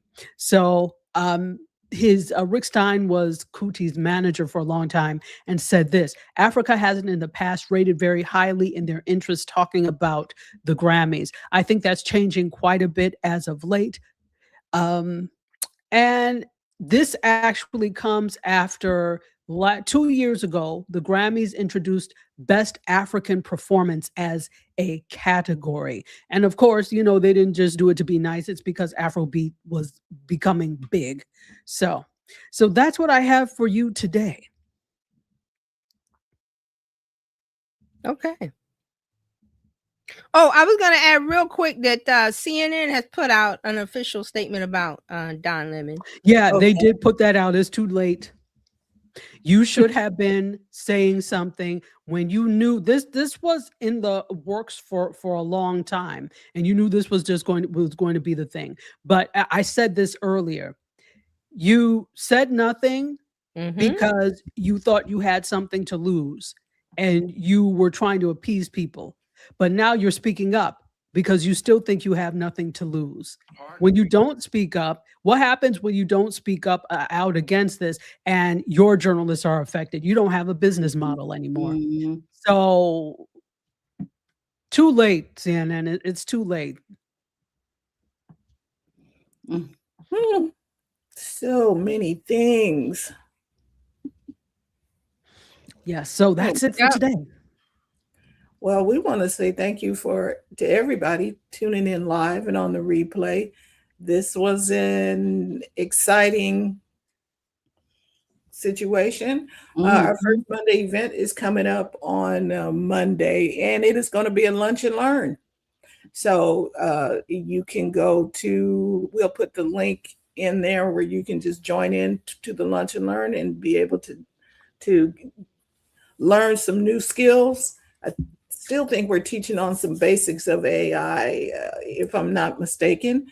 Let me put in here the link, and I'll let Terry go and continue. Yeah, we just want to remind everybody that if you're looking to become a part of BizChix, you can simply text biz to 33777, or you can go to bizchix.net. We'd love to share with our community what it is you do and how you serve. We have been on this AI trail, and we are providing complimentary workshops and paid workshops to upgrade your skills. So go ahead, take a look over on our website. There's a place for you to link to the various workshops. So we love you guys, and we want to see Hold on. Mhm. I'm I'm holding on. Hold Okay. everything. Don't try nothing. Try as my nothing. grandmother used to say. Don't Um, do another lick. There was something else to the okay, yeah, this is what I wanted. And the lunch and learn is from 1 to 2. Am I correct? 1 to 2 Pacific Standard Time. Mm-hmm. And I need to get back in the room over here because I need to be able to. You are Oh, what happened to me? There it is. You're in the room. Okay, so now the link is over there so people can join the lunch and learn. It is free. Mm-hmm. So bring your snack or your lunch, come learn something that can help propel your business forward. This is going to be interesting. There's a lot of things happening, and we're here to help you take the hassle out of your hustle. And so let's do that. Dr. Really quick Tachi will be question. back next week, as well as TJ. TJ will be there on Tuesday. Dr. Tachi you got Mediascope going on this week? Sabbatical. Okay. So she'll let us know when that's coming back. But we want to say thank you for bringing us these stories today. A lot of things. Do your due diligence where TikTok is concerned. Just Quick question: Is it only in person, your workshop? No. The workshop is virtual. It's virtual. Okay. Yeah. So that's why I put the link in there. It is virtual. Anybody can join in. Invite your friends. It's free. Okay. Great.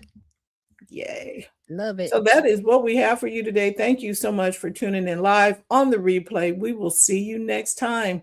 Brittany, take it away.